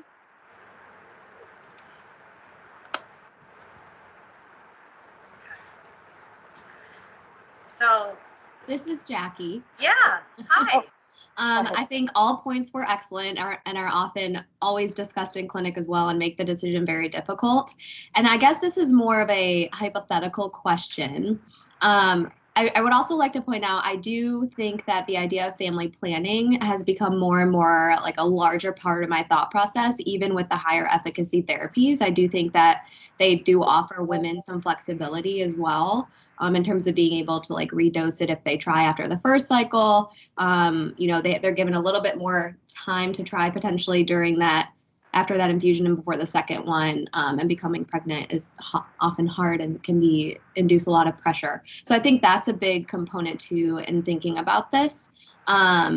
And then on top of that, I do have a question regarding in the future, when we're thinking about escalation or starting off with a higher efficacy therapy, would it change any opinions if we find out that with higher efficacy therapies, particularly the B-cell depletion therapies, if we're able to maybe not treat longer than 2 years, and so that infection risk and the immunoglobulins, and that can go down over time. So would that potentially change your thought process about starting with higher efficacy versus escalation approach? Of course. So, there are trials that are ongoing to answer that particular question, right? And, just based on patients that I have seen, I do believe that you can, and even their phase 2 studies, right? Like where people were treated for like either 6 months or a year with B-cell depletion, if you followed them for the next year or almost like up to almost a year and a half, there is almost no disease like reoccurrence. But unfortunately, right now, the way the phase 3 trials were done and the way these medications are FDA approved, it's for continuous treatment. So I totally agree that it is possible that you may be able to come off of these medications for time periods and perhaps treat, or redose like alemtuzumab. But we just don't know yet, and we don't have enough data to say what the long-term efficacy of a approach like that is going to be. And some people think of it too, as induction therapy, which is a bit different, right? Where you hit it hard quickly with an aggressive therapy with the plan that at some point in the future you will de-escalate treatment, right? So if you can shut things down, you see a patient with 8 enhancing lesions, you've got to get this thing under control quickly. And then in a year or two, can we have a planned de-escalation? There's even less data on that treatment approach than the approaches we discussed today. So that's a very interesting question that should be looked at, especially for people with aggressive disease early on, because the long-term side effects of these aggressive therapies is problematic. On the family planning comment, Jackie, when I was at ECTRIMS several years ago, I was surprised at how aggressive some of the providers in Europe treat women of childbearing age through pregnancy. So at some centers in Europe, they will continue treatment until they have a positive pregnancy test with things like natalizumab, rituximab, et cetera. And then when they get a positive pregnancy test, they will stop therapy, which makes my approach look incredibly conservative. At UAB, we're pretty conservative with pregnancy and family planning. And so I think, as a group of community practitioners of MS, specialists in the US, we tend to be a little on the conservative side. But I do think considering that, I've had patients who, the third discussion about family planning, they say, okay, yeah, I would like to have a child in a year. So you have to keep talking about those things because people's opinion changes. Thank you. This is Daniela. Can you hear me? Oh, Yes. Mm-hmm. Yes. Hello. So I just had just a few comments slash questions. So I think first of all, with this case, I don't feel I can make a decision on my own in the sense that I think this is definitely where shared decision making starts, because even if she were not a physician, I think I would just expose all the possible options to her. And I think this is a decision that the patient has to make pretty much on their own, guided by us, especially because we don't have data-based answers anything that we can support based on the literature. And I'm concerned about the fact that she has a C-spine lesion. And I would say that pretty much she's been lucky that she doesn't have more symptoms, that functionally she's so well. But I would think, I'd be very concerned about her, how she does if she has another C-spine lesion or another, another relapse that's more symptomatic. I'm not sure I don't know if this makes sense, because it's also, I feel like patients can be confused when we give them too much of a leeway. It depends on each person, but sometimes the shared decision-making piece of it can also make some of them uncomfortable. Yeah, so I think I'll jump in for a minute. I think that's, I think that's exactly right. I try to do shared decision-making. I also have had the experience where I sometimes let patients make a choice that I wouldn't necessarily have chosen for them to keep them engaged in the therapeutic relationship. Because I think there are situations where, people have come on too hard or told the patient what they had to do, and then the patient stops seeing the doctor. And then they come back years later because their family, finally convinces them to go back. So sometimes I'll, even in the context, let the patient make a decision, and I'll say to them, we're going to go your way and see how this works out. And here's going to be our measures for success or failure. And if we get to failure, you're going to agree to go my way. See, that's how this works, right? And so I'll have those kinds of conversations. But in this particular case, I'll just share with you, because I think it's a really interesting sort of patient shared decision-making psychology thing. So for this woman, and I'll also mention, I actually saw her in 2016. So now we have to kind of go back to what our therapeutic choices were at the time. So this was in 2016, but her perspective was, you're telling me I've had this for 4.5 years and I feel fine. Well, I don't want to take a medicine that's going to make me sick. I'm fine. Every time something happens, I get better. I have a busy life, and she was very risk averse. And so we started an oral therapy for her that was convenient for her life, but was what she felt to be a safe option for her. And within a year, as you would expect, based on the tempo of her events, she had another event. And this time, she did not have full recovery. And so suddenly what happened for her is the risk of her MS became greater than the risk of her therapy. See, at the beginning, the risk of the therapy was greater than the risk of the disease. And that's that really important junction, right, between those two things. So now the risk of MS seemed real to her because she was a runner, she was an athlete, and this event affected her foot. She had leg weakness. So then the more we started talking about it, we started talking about the fact that she was thinking about having a family in the coming years. And so after a really long process, we actually made the decision to give her alemtuzumab. And our thinking at the time was that she was young, that she had, risk factors for disease progression, but we know that sort of early treatment, those people do better. And that by doing this, we would create a window for her to have children and breastfeed and be a mother in a drug-free state. And so that was where we landed in that decision process. So that's her story and our journey together. So I don't know what you guys' thoughts are about that. I do, when I first started out, I put most patients on platform therapies. And, it took a few bad relapses or people who were non-compliant because of shot fatigue. And I began to kind of expand my view of treatment. And, in an ideal world, you do a blood panel, you'd say, hey, you have these markers in your T cells, and so we need to give you this treatment. But that's not going to exist for years. Hopefully one day it will. But I've really become a little more aggressive the more I've treated, because yes, there are some patients. We actually have 2 patients here who were in the original Betaseron trial who are still on Betaseron. And for their purposes are disease-free. They're happy with where they are. That's amazing, right? Right. To Pawan's point earlier, they've avoided all of these secondary side effects of aggressive treatments, and they didn't need them, right? But how many patients do I have that I start on a platform therapy and have a disabling attack where I wish that I had used something a little stronger until I start changing my mode of practice? And I have become more aggressive the more I've treated. And the last comment is that there is a lot of MS disease activity that we do not capture. The MS EPIC cohort has shown this.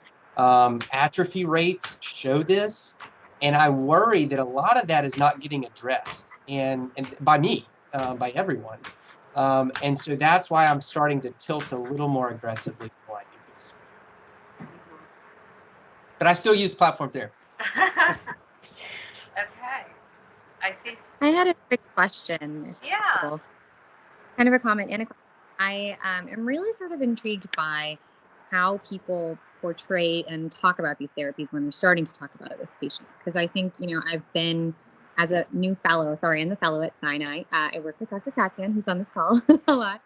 But as a resident, I rotated at a county hospital. I rotated at, our academic center at Stanford. And the portrayal of these therapies was very different, just to the patients kind of at the get-go. On one hand, I feel like we talk about aggressive therapies as though it's sort of this linear increase in risk with regards to like ocrelizumab and Tysabri really being the most risky of all these therapies in some senses. I think in the MS field, we're all much more nuanced about that. And we know that each of them have their own risks, and it's perhaps not so kind of black and white. But I'm just curious, when we think about risks with all of our medications, particularly with Ocrevus, and setting aside, I think, some of the more recent issues with COVID and vaccines, overall, with all the medications we use, Ocrevus certainly is a serious medication. It's a serious drug. But out of all of these medications, do we really think it deserves kind of that pedestal of being at the highest risk and kind of at that aggressive risk category? Just because I wonder that that's how it's portrayed. Well, so I would put alemtuzumab at the pedestal, right? Like, we had an MI in someone who was getting alemtuzumab. We've seen dissections, right? Like that's a drug. After that, we haven't used it at all, right? Like it takes, all it takes is something like that, and you will never use that medication, or you would never want to use that medication again because your MS is not killing your patient.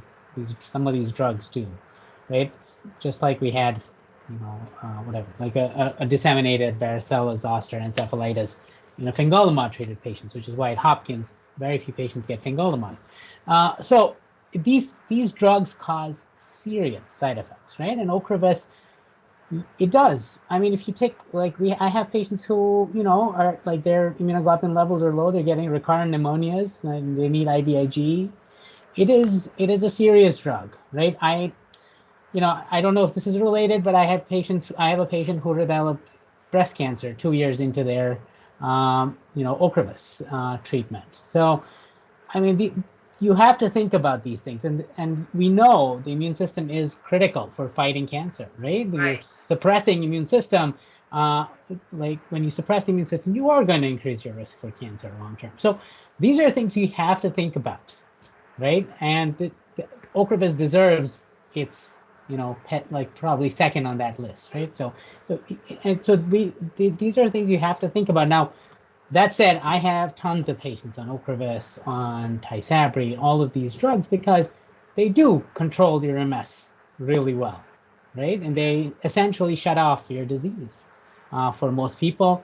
I like the idea about induction. The induction therapy approach is interesting because, with Ocrevus, you actually fundamentally change your disease, right? The B cells that come back are different. And I had a patient who had, with his first relapse, an EDSS of 7, right? Was put on rituximab, improved to an EDSS of 1, right? This was a young man. He never had another relapse, right? Initially had 54 enhancing lesions, right, on the first scan. Has never had another relapse, despite him being super non-compliant and having rituximab infusions every year or year and a half, okay? Because some of these drugs do change your disease, right, completely. And so that's the good side of those medications, but they come with this baggage, right? So you have, when you discuss this, you really have to discuss both these aspects and say, and then at that one person, obviously if somebody, it's patient, and you will steer a patient, you always tend to steer a patient one way or the other because you think this patient's in trouble, they're going to end up disabled, and you might, you're going to sell one thing to them versus something else. But ultimately it all comes down to, like patient's risk tolerance too, because some people will just say, I don't want to take any risk, right? And like Mila said, sometimes you have to listen to that patient because otherwise they will just go find another neurologist or not see anyone, and you will miss that time period where perhaps you'll catch them. Maybe they'll have one more relapse and they'll agree to your strategy. Right? So you want to keep them engaged. Yeah, I want to be mindful of our next group of speakers, but I want to add some. No, I mean that was exactly on point. I think that's the challenge, and I think you touched on something too. When we talk about shared decision making, typically what we mean is talking until the patient agrees with what we think they should do, right? I mean, let's be honest with ourselves. But I want to add something, Samita, to your question, which is, you're right that it's not linear. But I also think we need to add that third dimension, which is time. So putting a 27-year-old on B-cell therapy for 59 years is a totally different equation than putting a 62-year-old on B-cell therapy. But for some reason, we think it's safer for the 27-year-old. And we're very nervous about our primary progressive male who, walks, around the block every day. So I think that it's not, one or the other, and I think it's complex. And I agree that we found ourselves in the very difficult situation of a lot of patients who were on ocrelizumab during COVID who suddenly had no immunoglobulins. And so that's talk about a heart attack. You don't need alemtuzumab to have one of those.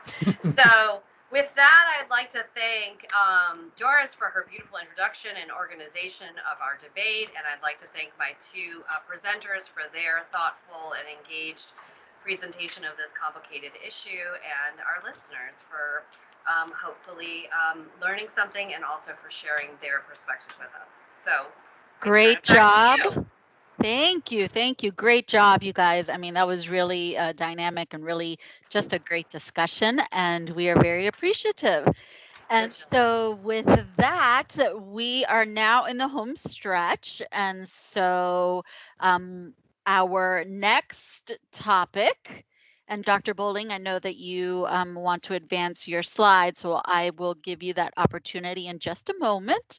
I'm going to do a very brief introduction, but our last topic is really looking at wellness and lifestyle, particularly integrated medicine, cannabis, and then diet, which are three areas that you obviously will hear a lot of questions and a lot of interest from your patients. And so our first presenter, Dr. Alan Bowling, is an internationally renowned neurologist and MS specialist and integrative medicine pioneer from Denver, Colorado. He has a long-standing interest in MS and has a passion for providing care to those with MS. He is currently the director of the Neural Health Institute and clinical professor of neurology at the University of Colorado. In the area of MS care and treatment, he has published numerous articles in clinical and basic science journals. He has authored many books. He has provided consultation for many MS and professional neurology organizations, including the MSIF, the Society, the MS Association of America, and the MS Foundation, as well as societies across Europe and Australia and the Academy of Neurology. Our second presenter, which you will meet in a little bit, is Dr. Ilana Katz-Sand, who joined the Corinne Goldsmith Dickinson Center for MS as a fellow in 2011. She obtained her medical degree from Columbia University College of Physicians and Surgeons and completed her neurology residency also at Columbia, where she was elected chief resident in her final year. She then pursued a 2-year fellowship in MS at the Corinne Goldsmith Dickinson Center that was funded by a Sylvia Laurie fellowship training grant from the Society. She joined the faculty at Mount Sinai following her fellowship in 2013. In her practice, she cares for patients with MS, NMO, and other autoimmune diseases. She is heavily involved in research and is currently the principal investigator on several studies where she collaborates with other physicians. Her work has been published in medical journals, and she's presented at various conferences, including ECTRIMS and AAN. In addition to her own project, she also participates in various MS clinical trials, does education, teaches residents and medical students, and lectures on MS and NMO to other physicians and patients. And so with that, Dr. Bowling, if you would like to go ahead and share your slide deck, you may take it away.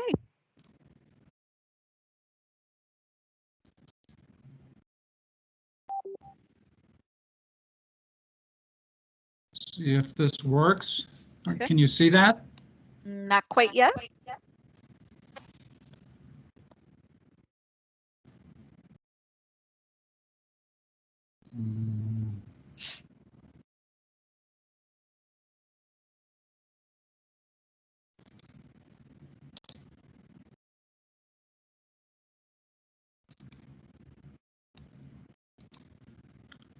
How about that?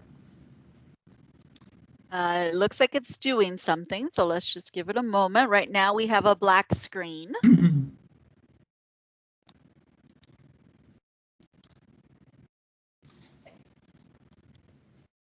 If you're using two monitors, it may be an issue of which monitor. Yeah, actually, I had to do a backup setup. So maybe I should have you. Can you bring them up? Absolutely. Thanks. Moment, and I will share my screen, and then just give me a verbal cue for when I should advance this slide. Okay. Yeah. So there we go. Great. Thanks. My pleasure. Well, good. Thanks so much for the nice introduction. And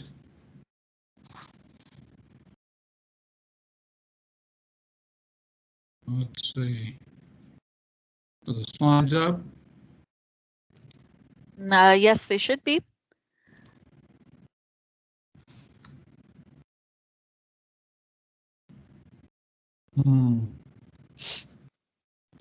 If someone else other than Dr. Bowling and I can confirm whether they are seeing, oh, it looks like it's now trying to share your screen. There we go. We can now see your slide. Oh, and it went away. Yeah, I think it's on a delay. It looks like we may have some lag. Yes. Would you like me to try again, or would you like to try? Did mine come up? It did eventually, yes. Why don't you do yours? Yeah, it must be something about the backup setup I have here. Okay. There we go. There so we'll go back one slide. Okay. There we go. So, yeah, thanks for a nice introduction. Thanks to National MS Society for inviting me to do this talk, especially on these topics, which I think are very rich in terms of day-to-day clinical practice, and I think they're probably a little underappreciated, maybe a little less fund of knowledge in these areas than some other aspects of MS. I do think if, as a fellow, you can get a foundation in these areas, then every day in clinic or whenever you're at meetings or reading on these topics, you can kind of build on that foundation. I think, unfortunately, there are quite a few clinicians who don't have a big foundation, and then clinical experiences and new information don't really have a place to rest on a foundation. It becomes sort of a gamish and kind of a confusing area, and I think it can lead to suboptimal patient care. So that's the driver for me to be involved in these areas and do education programs. These are my disclosures. Next slide. So this is going to be a total whirlwind, and it's by design. So those of you out there who have a good knowledge base in these areas, don't listen to me, look at the slides. You can read more quickly than I can talk. So there's lots of information. Those of you who don't have a big knowledge base, just don't look too much at the slides because there's a lot of information there that I just can't get to today. And the point of today is really to give you kind of the 30,000-foot view, highlight a few things, and give you places to go to efficiently learn and I think become quite competent in a fairly short period of time on both the topics. So integrative medicine is going to be real brief, but there are lots of false beliefs that it's not evidence-based, that it's just focused on wacky alternative therapies. It really doesn't encourage use of conventional medicine. And there are a lot of drivers that keep those false beliefs going, including people just don't have the education training. There's a lot of bad press with entities that really do not do this area well. Next slide. So this is actually the definition of integrative medicine when it's done correctly. So it actually is evidence-based. It's exactly the same. The element of conventional medicine is actually exactly the same as evidence-based conventional medicine, which I'm sure you're all familiar with. Next slide. And integrative medicine is that conventional medicine plus lifestyle and unconventional medicine. So lifestyle like diet, physical activity, unconventional medicine, therapy is not typically taught in medical schools, but there's also this emphasis not just on treating disease, but on the health and wellness, not just of the nervous system and the immune system, but the whole person. And as came up in the previous hour, sort of a supportive, collaborative relationship. Next slide. So how do you take that previous slide, morph that into what we do day to day with people with MS? So these are 7 steps that I've come up with. This is sort of the core of my clinical practice. I cover all of these in some form at a new patient visit and every single follow-up visit. Next slide. So that's all I'm going to say on integrative medicine. This is an article I wrote a few years ago, and it's 10 to 15 minute read, and I think it's if you can build a foundation with this, then I'm not sure in the moment you can just sort of add on to that over time. Next slide. Now we're quickly moving on to cannabis. You can see it's an ambitious agenda here. So we're going to cover introduction, start with the history, and then get all the way down to clinical practice. Not sure we'll have opportunity for questions, but I'm going to give you some resources to go to for more practical application. Next slide. So this is why I'm doing the talk. This is why I've devoted a portion of my career to this area. There's a gigantic clinical void here. And if you look on the right slide, it's kind of stunning how much of the general population, 8%, currently use cannabis in the US, and then approximately 20% of people with MS currently use cannabis. So that's hundreds of thousands of people with MS and millions in the general population. Then you go to the left side and you go to the left side and it's stunning to have that many people using a pharmacologic agent, and the clinicians who provide care for them, many lack knowledge, and there are actually barriers for them to become better educated. You can see some of the barriers there. This does take more than the 20 minutes we have here today to learn. It does take more than 1 hour. In my opinion, in 3 hours, you can be up to speed. I think you'd be quite competent to carry forward in your career. So we'll come back to that. Obviously, we don't have 3 hours here. That's lots of interfering factors. Many people voted about cannabis before they really talked about it seriously in clinic. It's the only medical therapy I know of that's in that category. So a lot of emotion politics can feed into a clinician's interaction with patients, and that's really not helpful ultimately for the patient care. Next slide. So there have been lots of studies of Cannabis Fund of Knowledge with physicians and others, and they're kind of disturbing to read. So I'll just highlight a few bullet points here. Towards the top there, speaking to fellows here, so there's study of residents and fellows, 89.5% not at all prepared to recommend cannabis, 35% not prepared to even answer questions on the topic. Herbal medicine, cannabis fits in the category of herbal medicine. That's not part of many medical school curricula, and I don't know any study that's examined physician fund of knowledge in that area. Next slide. So this is a study to kind of highlight what I've been talking about. This was reported about a year ago, more than 500 US physicians, and they're basically given a quiz on cannabis. And it's stunning, the answers. So you can see about mid-slide, they were asked about nanocannabinoids. 33% said they were familiar with them. That's not even a compound. There's no cannabis molecule known as a nanocannabinoid. And then the most disturbing to me was the bottom bullet point, that 17% of physicians thought cannabis dispensary products were FDA controlled. 25% thought they actually had been FDA approved. Next slide.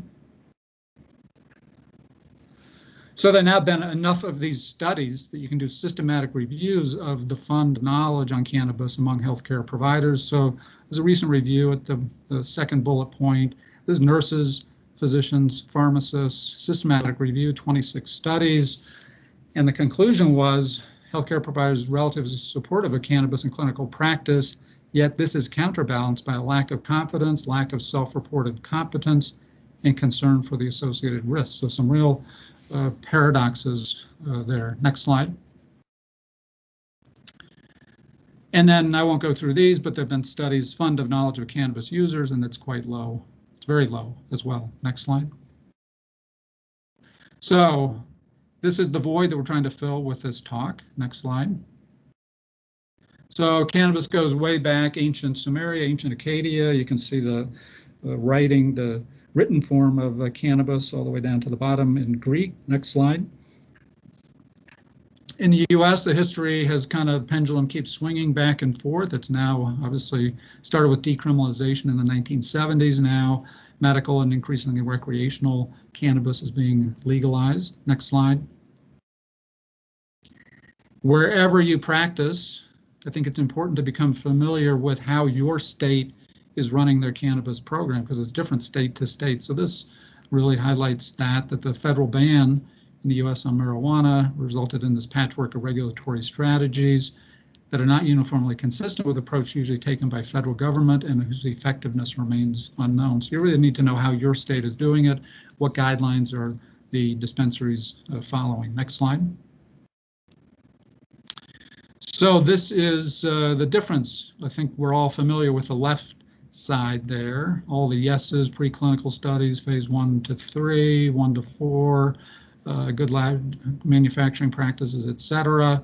The bottom two, I think that's sort of the crux of what's happening in our country with marijuana. Pharmaceutical drugs are generally high cost and not so easy to access if you don't have a approved indication, approved condition. And then medical marijuana, like I said, I think a lot of physicians don't know those answers on the right there, as shown in the study that I showed a few slides ago, but it's lower cost and easier access with medical, state-run medical dispensaries.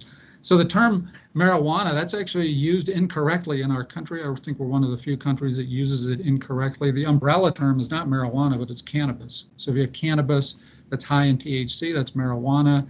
If it's low in THC and high in CBD, then that's hemp. So medical marijuana that's low in THC, that just doesn't make sense, because by definition, marijuana is high in THC. Next slide. So I think I'll pass on this one. So also starting with the basics, cannabinoids. These are the cannabinoid receptor ligands and related compounds that can be naturally derived or synthesized. Phytocannabinoids, those are from the plant. Cannabis sativa. Endogenous or endocannabinoids, those are endogenous cannabinoid molecules.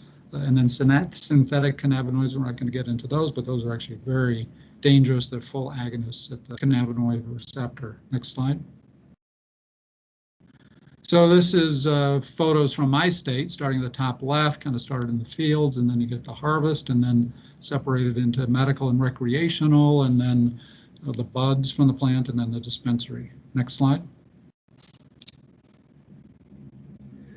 And then dispensary products, you can have the raw plant, you can have the resin, which is like a oily deposit on the plant, especially the leaves, and then you can extract from the plant or resin, and as you go through that progression, you get higher THC. You can smoke, inhale, vape, do it orally, skin, vaginal absorption, rectal absorption, all different ways to administer. Next slide. And then FDA products, dronabinol, that's pure THC, Marinol, Nabilone, that's a synthetic variant of THC, and Sesamed, similar indications as dronabinol, cannabidiol, that's approved for specific forms of pediatric epilepsy, nearly pure CBD. Next line.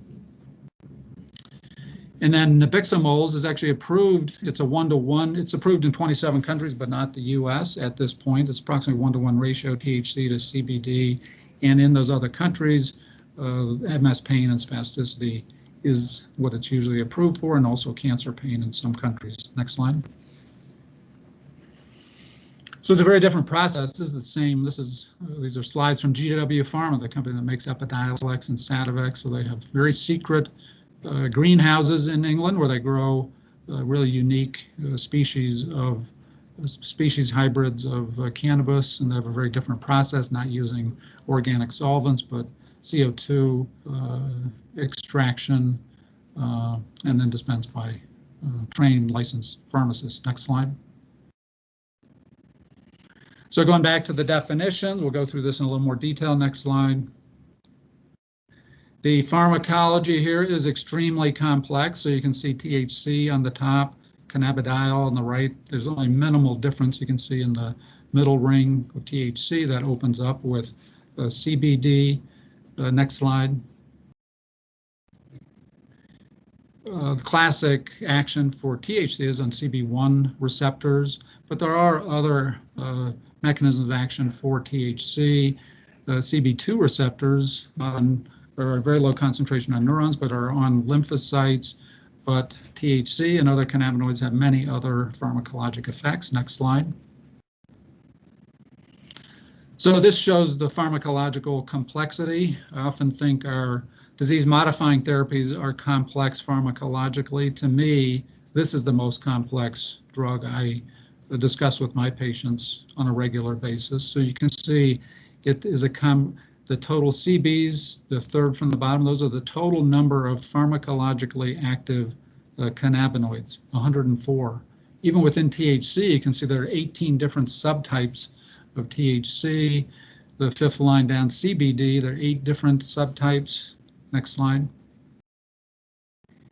And these different cannabis molecules have wildly different pharmacological effects. So THC is it's the main psychoactive constituent. It has high affinity for CB1 as well as CB2 receptors. So that's really its main action, and may actually have pro-convulsant effects. Next slide. In contrast, CBD is not psychoactive, and it's anticonvulsant, and appears to be anticonvulsant. And it has multiple other mechanisms of action you can see there, and that's just a very partial listing. So you can see how that very small change in the structure of THC to CBD, it doesn't produce a compound with somewhat different pharmacologic effects. It produces a compound with opposite pharmacological effects. And we're just talking about 2 of the 104 potentially pharmacologically active molecules. Next slide. So this highlights what I just said. Even slight structural differences between the phytocannabinoids can produce very diverse and, importantly, competing physiological effects. Next slide. So you can see, like I said, I just very briefly described 2 of these, and some of these have not even been studied for their pharmacological effects. Next slide. So I think that just highlights that. I like to show this slide because one cannabis plant is not the same as the other. An extract may not be the same as the plant that it was derived from. A pharmaceutical product is almost certainly going to be different than a plant product that has many different cannabinoids. Next slide. So endocannabinoids is a fascinating story. If you have time, it's just interesting scientific medical history. It's very similar to the endorphin story. Basically, they're endogenous cannabinoids we make, anandamide and 2-arachidonoglycerol are the 2 primary ones, but there are others. These are very lipophilic. As a result, they're produced on demand. They can't be put in vesicles because they're lipophilic and they travel outside the vesicle. So it's really just on demand that they're produced. Next slide. In the the action of the endocannabinoids is to tone down excessive neuronal activity, whether it's excitatory or inhibitory. So now we're on to efficacy, and basically for cannabis dispensary products, there are no formal clinical studies. These have not been FDA reviewed or approved. Next slide.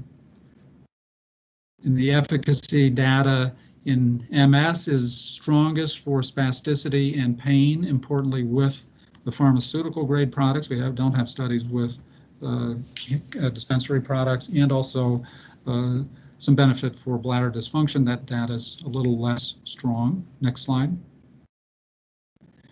And then how does this apply to clinical practice? So we've had medical marijuana in Colorado for 20 years. So I've got multiple cases, people who have MS pain and or spasticity, especially if it interferes with sleep. I often try multiple conventional medications, and a little bit of cannabis can help them kind of get through the afternoon, or help them get through the evening, and actually help them fall asleep at night. Next slide.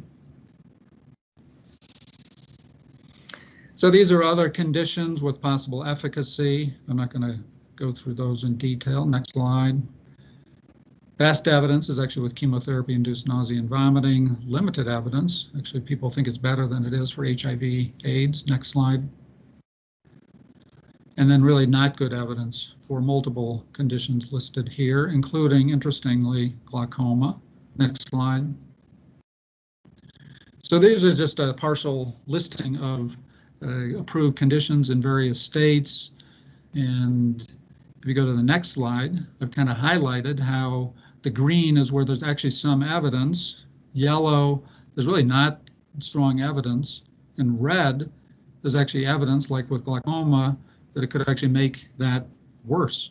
So the way in which the states approve cannabis for conditions is not an FDA-like process. It can be purely a legislative process, committees meeting, and not really judging based on solid scientific or clinical evidence. Next slide. So safety, it's kind of amazing how long cannabis has been used by humans, but we really still are learning about its safety. Importantly, like efficacy, the bottom bullet point there, no products sold in U.S. dispensaries have undergone detailed preclinical or human safety evaluation. Next slide. So generally, cannabis is well tolerated in neurological trials, especially with Sativex.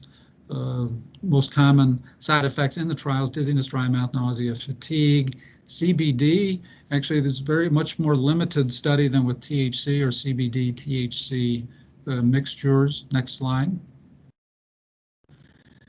So seizures are possible, especially with THC. Stroke, especially RCVS, has been reported nearly or more than 100 case reports at this point in impaired brain development. Importantly, that brain development goes up to age 25. Next slide. Other side effects, cognitive. People with MS who use cannabis regularly, recent studies by Feinstein have shown improved cognition with stopping the cannabis addiction rates at 9% overall. And then psychiatric, bringing on psychosis, worsening potentially anxiety, depression, potential increased suicidality. Next slide. And then other side effects, there's possible connection with testicular cancer, emerging evidence for oropharyngeal cancer, cardiac, potentially triggering MIs. It's not as bad as alcohol, but approximately twofold increased risk for motor vehicle accidents. There's this uncontrolled nausea, vomiting, this cannabis hyperemesis syndrome, and then importantly, hepatotoxicity. That's especially with CBD. Next slide. So pharmaceutical grade CBD, cannabidiol, it's like many of our MS drugs. Physicians prescribing that need to check LFTs before starting, then 1, 3, and 6 months after starting. And then if a hepatotoxic drug is added in or the dose is increased, you have to follow LFTs, kind of like we would do with our potentially hepatotoxic drugs. Next slide. Infection, somewhat higher risk with CBD. Fertility, there are issues both with men and women. Next slide. So the Lung cancer, that's described as an adverse effect, but that's really not been shown. Actually, there's pretty good evidence that there's not an association, also not an association with items in the second bullet point. Next slide. And then intoxication, so death directly due to cannabis intoxication. I've read these very ancient case reports. It's really not clear that's ever happened, but there certainly are reports with cannabis causing conditions that then led to death. Including, you can see the items on the list there. We've already talked about stroke, MI, suicide, psychosis, cannabis hyperemesis syndrome, the growing number of cases. People have died actually from that. Next slide. And then special populations. So this is the most widely used illicit drug during pregnancy, but the strong recommendations to not use it in that setting. Next slide.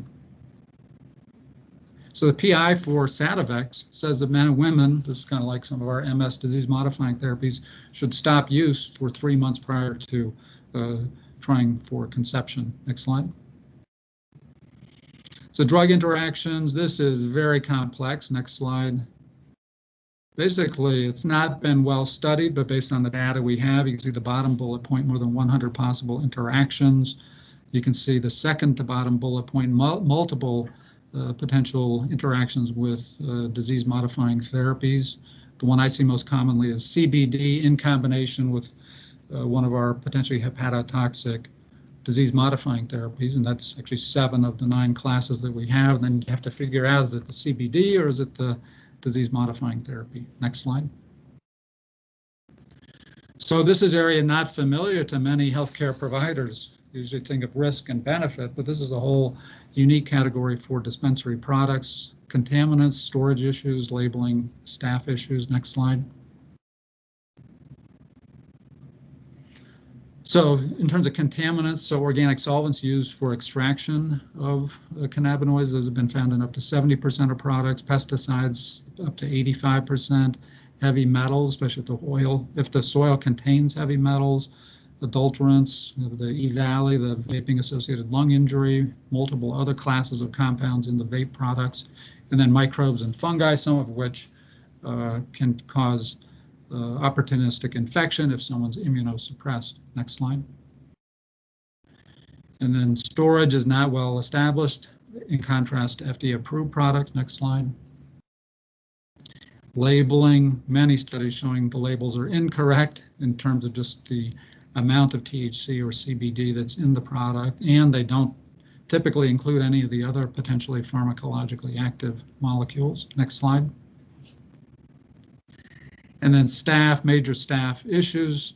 80% have no medical or scientific training. In Colorado, recent study shows that 20 to 30% of the staff at our dispensaries actually use cannabis at work. Next slide.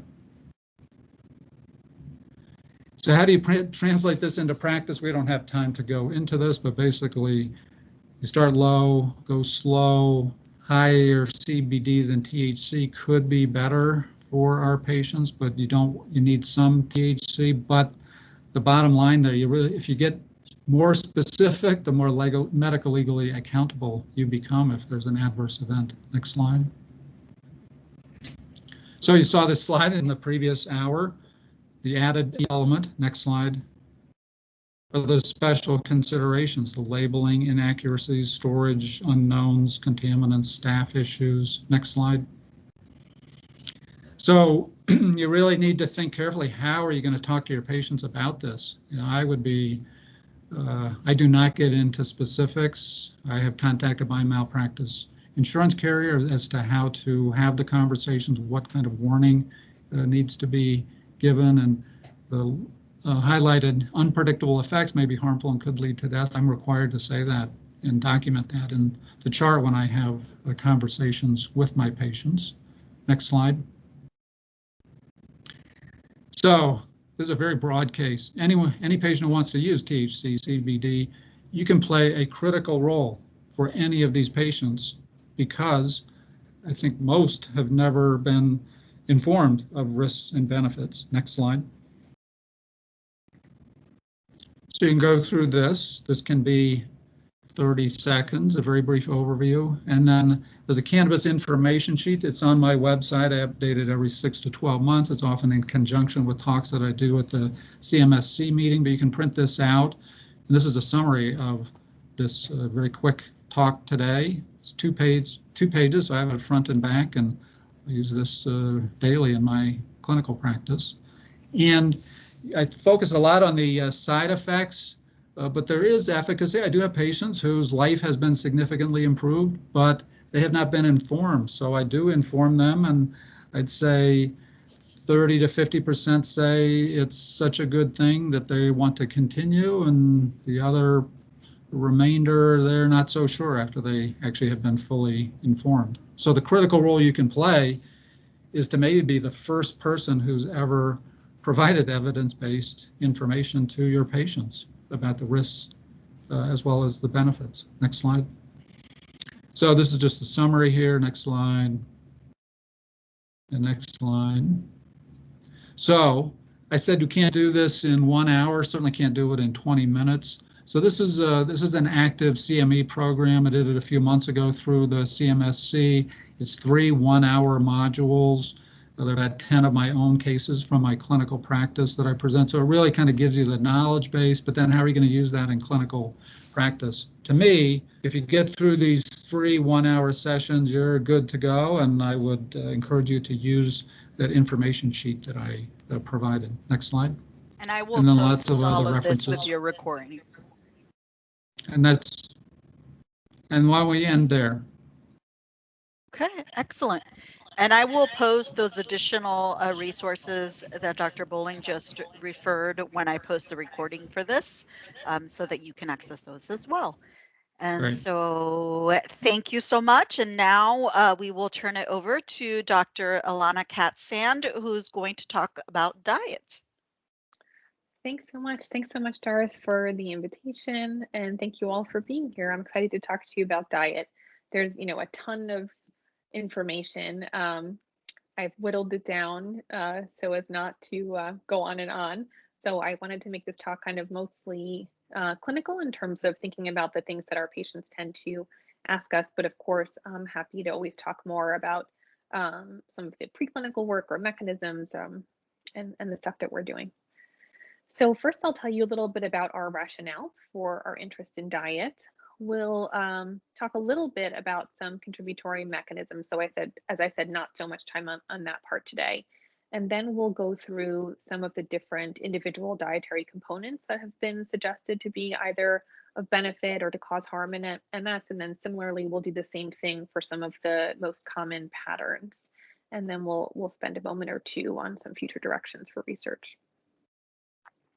So first of all, why are we interested in diet? So we're neurologists. It doesn't seem like, I think, at first look, the most logical topic to be talking about.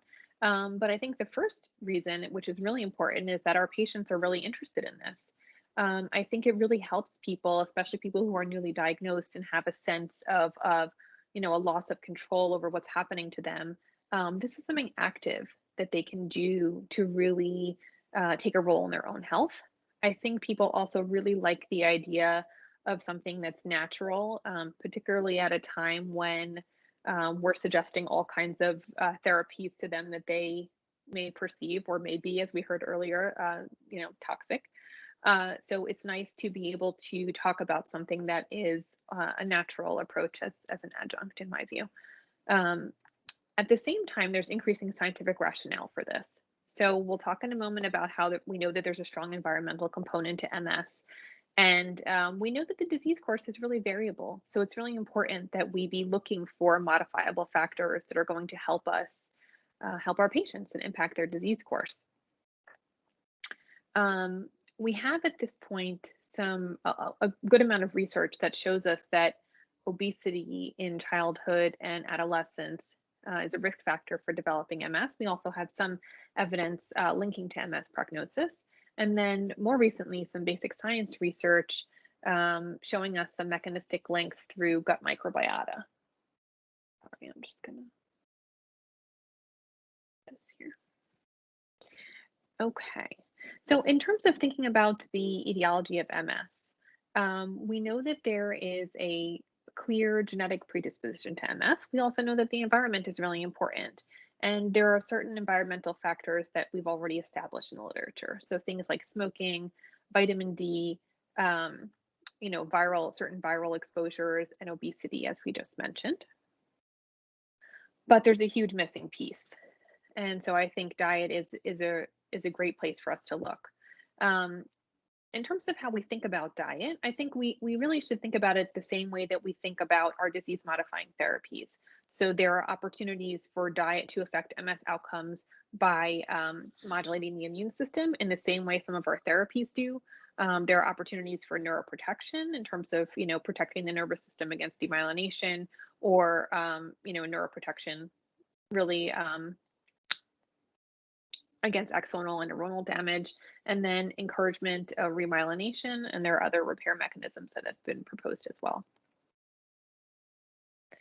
So how can diet do this? We can break it down a little bit further. One way is that there are clearly indirect effects. So we know, as we began mentioning before, obesity is definitely associated with worse outcomes in MS. Having high cholesterol, particularly having a high LDL, has been associated with a worse prognosis in MS, with an increased number of T2 lesions and increased disability over time, and the same with other vascular risk factors. And obviously, diet has a huge influence on these comorbidities. So that's kind of an indirect way, and I think that's kind of actually the way what we have the most evidence for at this point. Then we can think about the dietary components themselves and the particular dietary pattern that someone follows. So one is that there are direct effects of the dietary metabolites, so what's actually in the food. And then there are effects that are mediated through gut microbiota. So we know that the intake of certain foods will favor some microbes over another in terms of the composition in the gut. And then in addition, even with the same microbes there, those microbes will produce different metabolites that diffuse far throughout the body based on the intake of one food or another. So I think we really need to be thinking about foods. As I mentioned, we can think about them similarly to the way we think about DMTs in terms of their effects in the body. They have different molecular components with different chemical structures and are capable of binding to receptors on different cells in the same way as our pharmaceuticals. So now we'll kind of just run through what evidence we do have either for or against certain dietary components. So the first is fats, and we'll start with saturated fats. So we know that saturated fats raise LDL cholesterol, which has been associated with poor outcomes in MS, as we just said. Saturated fats can activate some pro-inflammatory pathways. And we know from preclinical experiments that long-chain fatty acids that are typical of our, Western diets can worsen EAE. This is a figure we'll look at a couple of times, but basically some very nice preclinical work demonstrating that in the gut, when you expose naive CD4 T cells to either those long chain or medium chain fatty acids that are found in a Western diet versus exposing them to short chain fatty acids, we'll talk about where those come from and how those are encouraged. But when you expose those naive T cells to either of those two different fatty acid types, you end up with a different result. And so exposing them to the fats that are more typical of a Western diet in the top part of the figure, you'll see encourages the development into Th1 or Th17 phenotypes more so than regulatory phenotypes. And the opposite is true when you look at short chain fatty acids. So this is one potential mechanism by which this may work. In terms of clinical studies for saturated fats, so the most well-known of these, I'm sure people are very aware of the SWANK study. So the SWANK study, I think, Roy Swank was an amazing pioneer and well ahead of his time in thinking about this. So he ran a study of people with MS, and he basically told all of them, follow this diet, which is a low-fat diet, and in particular, a low-saturated fat, very low-saturated fat diet. The biggest problem with interpreting the results of Swank's study is that there was no randomization, and he just told everyone to do it, and then he kind of broke people up by whether they followed the instructions and were, quote, good dieters or poor dieters. but it is still, you know, which brings all kinds of biases, different health behaviors obviously associate with who actually followed the instructions and who didn't. But it's, I think, still really interesting. And he followed people for a very long time. And I pulled this chart from that paper in 1990. I know it's hard to look at, but I just thought people might think it was interesting. And what you see is if you look at that good dieter column versus the poor dieter column, and again, this wasn't randomized. People were just graded this way based on whether they followed the diet or did not. What you see in there is that your chances of having moderate or severe disability, as well as death, was clearly elevated in the poor dieting group as compared to the good dieter group. There was a prospective pediatric MS study. It was not an interventional study, but this was just an observational study, 219 children who were followed an average of 2 years. And I think it was very interesting in this study to see that for every 10% increase in energy intake from saturated fat, you see, you know, a very elevated risk of 3.37 hazard ratio for relapse. So if you think about what our disease modifying therapies do, I think it's this interesting thing to think about. And that association remained after they adjusted for a lot of potential confounders. Polyunsaturated fats, in contrast, which are found in things like fish, walnuts, flax seeds, have been shown in animal models of MS to have important effects on all those areas we talked about. So immunomodulation, neuroprotection, and remyelination and repair. There have been some kind of larger epidemiologic studies in MS, one using the Nurses' Health cohort and a few other cohorts that have demonstrated links, but they haven't all been consistent with each other. There have been some clinical trials of supplements of these, not really specifically clinical trials of a diet that specifically encouraged these, although the diet that we used in our study definitely did encourage these types of foods. But the results have kind of been mixed. They're pilot size, nothing really definitive. So another category to look at, we'll just look at a couple of these categories, food groups. So fruits and vegetables is something that we always recommend, but just to think about them a little bit and how they might have a relationship to MS. So we know that high fiber intake induces the gut to produce short chain fatty acids, and we'll go back to that figure momentarily that we were looking at before. There are also flavonoids, right? So things that give their brightly colored fruits and vegetables their color have important effects on not only the immune system, but also in neuroprotection. So one interesting mechanism, which I thought this was really just great work done by Quintana's group and others, but really, really interesting, specifically looking at some different dietary metabolites. And they looked at here tryptophan derived from the diet from cruciferous vegetables, and the metabolites from tryptophan derived from the gut, produced by gut microbiota in response to dietary intake. And what they found was that these metabolites are able to diffuse across the blood-brain barrier and have action on astrocytes, for example, by acting as these aryl hydrocarbon receptor agonists, which I think is really interesting, especially as we think about the idea of neuroprotection and progressive MS, to be able to show that something that comes from dietary intake and be able to trace it directly until you cross the blood-brain barrier and bind to a cell that we know to be important for supporting the nervous system, I think is really, really interesting mechanistic work and really supportive of all of these ideas. In terms of clinical work, so in that same pediatric study that we were just talking about in terms of the saturated fats, the same study showed that a 1 cup equivalent increase in vegetable intake actually decreased the risk of relapse by 50%.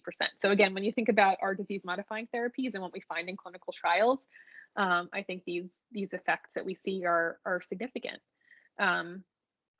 Similarly, a registry-based study found a link between having a higher intake of fruits and vegetables and patient-reported disability and disease activity.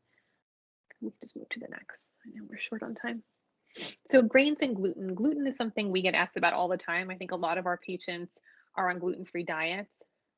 there really have been no good studies looking at gluten in MS. I think, you know, what's out there is very, very limited, even more so than what we have for some of the other dietary factors that we're talking about today. And then interestingly, a study done by Kate Fitzgerald and colleagues at Hopkins, and then around a group of people working with NARCOMs, found that there was an association between a higher intake of whole grains and a lower level of MS-related disability. So that kind of goes against the hypothesis about gluten. And one theory is that the high fiber content in whole grains may be of benefit due to the induction of those short-chain fatty acids. I think I'll show you a mechanism for a moment here. And I think I have on here, Doris, some little circles in here, but basically the idea is that the intake of dietary fiber induces those commensal bacteria to produce these short chain fatty acids, which have really important actions in the gut in terms of maintaining the gut barrier integrity, maintaining immune homeostasis. We talked about the Tregs, you know, versus Th1 and Th17 phenotypes. And then they also actually diffuse out into the peripheral system and are detectable in the blood peripherally as well. And here's that same slide going back just to remind everyone. Dairy is another topic that we get asked about a lot, and it's another one where we really don't have a ton of evidence to be able to guide our patients. This is a study that dates back about 20 years that looked at MS patients and their responses to milk antigens and found that they had heightened responses as compared to healthy controls. And one idea that's been put forward is that the milk protein butyrophilin has antigenic mimicry with MOG. And then basically people with MS really then should not be having intake of dairy because that's potentially continuing to activate their immune system in an unhealthy way. But registry studies on this have been kind of mixed, again, with some having an association with more MS in terms of incidence, and then another study showing that perhaps dairy could be protective. I think a lot of it depends on the overall pattern and kind of if you're taking this out, what you're replacing it with. We'll get to the patterns in a moment. But so salt has been another kind of hot topic over the last couple of years. We know that from preclinical studies that high salt intake induces differentiation of Th17 cells. And in addition, those Th17 cells that do develop in that high salt environment in the intestine show that they have a more pathogenic phenotype. And in animal models of MS, mice have a worsened course of EAE. In terms of clinical work, this was done by our colleagues in Argentina. They had 70 patients with relapsing MS that they stratified by sodium intake. And what they found was those who had medium and high sodium intake as compared to those with the low intake had higher relapse rates and increased number of T2 lesions over the 2-year follow-up period. However, additional studies have not really confirmed these effects. That same pediatric study that we've been talking about looked at a link for sodium using food frequency questionnaire. They didn't find anything. The benefit trial, also done by Dr. Fitzgerald and colleagues, they went back and analyzed urine sodium to estimate dietary sodium. They had a median of 14 urine samples per participant. So they felt this was a pretty robust estimate, and the patients it was a large number of patients with long-term follow-up, and they didn't find any link between the intake of dietary sodium and either clinical relapses or MRI lesions. So jury's definitely still out on this one. So now getting into some of the patterns that we hear about commonly. So there's a lot of diets out there to choose from. Our patients often come to us and say, I read this book, or I saw this on the internet, or, you know, which of these diets is correct? What's the evidence? You know, they're all very different from each other. So they can't all be right? So let's talk about some of these patterns. So the first is we do have a little bit of evidence for overall dietary quality. We have 2 registry-based studies, one that was based out of a study done in Australia and one based on the NARCOMS registry that I had referenced earlier.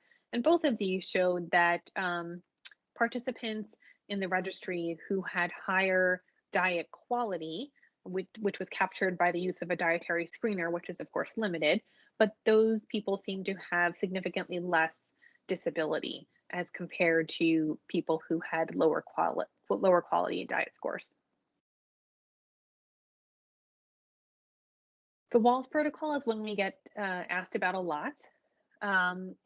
It follows paleo principles, although with some differences, but the idea is a hunter-gatherer and stays away from things that came from modern farming, like grains and dairy. It emphasizes meat, fish, certain vegetables, and fruits. The work on this has been a little bit limited in the literature, but Dr. Walls and her team have been continuing to work on this, and they have a large study that we should be able to hear about pretty soon. So the McDougall diet is a very low-fat diet. It's kind of a step further than the Swank diet. It's based on the intake of starchy plant-based foods, and only 10% of the total energy intake is supposed to come from fats. There's absolutely no animal products and no oils, including plant-based oils like olive oil. Dr. Yadav at OHSU, her group randomized 61 patients with MS to either follow the diet or be a waitlist control for a year. Their primary endpoint was new T2 lesions on MRI, which was not satisfied in the trial. There was also no difference in the clinical relapse rate. I would say that this was a great idea, and I think they did a wonderful job on this study. But I think it was probably underpowered to detect a difference, even if there was one, just because of the study's size and the fact that these were patients who were already on disease-modifying therapies. But what they did find was that there was a significant reduction in fatigue, and they have a current ongoing study now that is focused on that outcome. Caloric restriction, intermittent fasting, also hot topics, not just in MS, but in general. I think people are interested in this. Chronic caloric restriction has clearly been shown to be of benefit in EAE, as well as this fasting mimicking diet, which is where we get the intermittent fasting from. A lot of people will do intermittent fasting as 5 days in the week where they're kind of calorie neutral in terms of their basal requirements, and then 2 days in the week where they really eat very little. It's usually 500 calories or less, which is tough to do, but it can be done. And our colleagues at Hopkins ran an initial study showing that they compared a control group to a mild chronic caloric restriction and then intermittent fasting. And they found that these were pretty well tolerated, resulted in weight loss and possibly also with in improved emotional well-being. Ketogenic diet is also, I think, a pretty hot topic these days in the general literature. We mostly hear about this in terms of epilepsy and neurology, but interesting thing to study in MS too. So the idea is to shift metabolism by using fatty acids as the primary energy source, which leads to production of ketone bodies. And this decreases pro-inflammatory cytokines we know from preclinical work. There's benefits demonstrated in EAE. And then an initial open label study showed that this was actually pretty well tolerated, associated with weight loss. And there were reductions, preliminarily in fatigue, depression, as well as in disability. Our group ran a pilot clinical trial of a modified Mediterranean dietary program with 36 women with MS, and we randomly assigned them to either follow or not follow the intervention that we developed for 6 months. We had thought about, what was the ideal pattern to test, and we kind of decided that we wanted to develop this rational diet that was based on best available evidence in the literature, which as you saw today, there's not really too much, but we did our best with it. So we decided to encourage foods that were high in monounsaturated and polyunsaturated fatty acids, foods that were high fiber, fruits, vegetables, whole grains. We eliminated meat and dairy because we felt that both of those, there was kind of too much up in the air on them. And for a pilot study, we wanted to see whether people would be able to do that. We had a limitation on salt, which we accomplished mostly by just having people eliminate processed foods. So it actually became fairly easy to do. We had intensive training with our study nutritionist. We had monthly group meetings and routine contact in between. We did a whole bunch of adherence assessments, and then we looked in kind of an exploratory way at some outcome measures, and we collected some biospecimens from people as well. The trial was mostly about a clinical trial feasibility. When I started getting interested in this topic, a lot of people said, this is impossible. Don't even bother trying to study this because no one's going to volunteer for your study. And if they do, they're not going to stick to the diet. Just give it up. tell people to eat healthy, and that's the end of it. But I figured let's give this a try. I think it's important. So this study was mostly designed to look at feasibility and adherence. We screened 131 potential participants over about 9 months, and of those, 36 of them were eligible and willing to participate, which was great. We expected it to take a year to enroll 30, so we were actually very pleased with this. Of the 18 randomized to the diet group, all 18 actually completed the study, 16 out of 18 in the non-intervention group. So we had an overall completion rate of 94%, which for a 6-month study is pretty good. Our self-reported level of adherence at 6 months was 90%. Our goal was at least 80%, so we were pleased with that as well. And then in terms of our MS outcomes, we found that our patients lost weight, although we didn't counsel them specifically on weight loss, and we did not give them any instructions on reducing calories. I think just because they changed what they were eating, they lost a little bit of weight, about 1 pound a month. They improved in terms of their MS-IS-29, fatigue, and they had stabilization or improvement in disability as well. So going forward, we would love to do a larger study that's specifically designed to look at fatigue or other MS symptoms. And we're also thinking about this particular dietary intervention or something kind of similar to it as a disease modifier. But obviously we have a lot of work to do, and there really are a lot of difficulties here. So in terms of thinking of clinical endpoints, for those of you who are interested in research, trying to figure out how we can get at some of these things when our patients are on disease modifying therapies, and when it is difficult to measure adherence. You can't just count the pills in the bottle at the end of the trial. Design is pretty tough, but thinking through some of these things going forward. So quickly, just to conclude, I think we have at this point patient-driven as well as scientific rationale for having an interest in the role of diet in MS. There are multiple potential contributory mechanisms for dietary influence, including gut microbiota. And at this point, I would say we have a limited evidence for a role for particular dietary factors and patterns on MS outcomes. And we got a lot more work to do. And with that, I thank, of course, everyone I work with, and show you some old pictures it's a very old picture of our group at work. Actually, we really need some new photos, but you can see my crew at home too. I always like to end with them because they're fun. Thank you so much. Really fantastic and obviously incredibly in-depth presentations. And I encourage everyone, both Dr. Bowling and Dr. Katz-Sand speak on these topics pretty regularly. And so there are archived versions of their talks in various forums out there. I will post some with today's materials, but certainly dive deeper because there is just so much great information there. And so unfortunately, we are out of time for Q&A, but I do want to thank you both for your great presentations, taking the time to put all of this together, and just, these are the things, right, that patients ask about. And so thank you all. And I think I will close this out for today. So have a great rest of your day. Thank you. Thanks. Everyone. Bye. Take care. Thanks. Goodbye.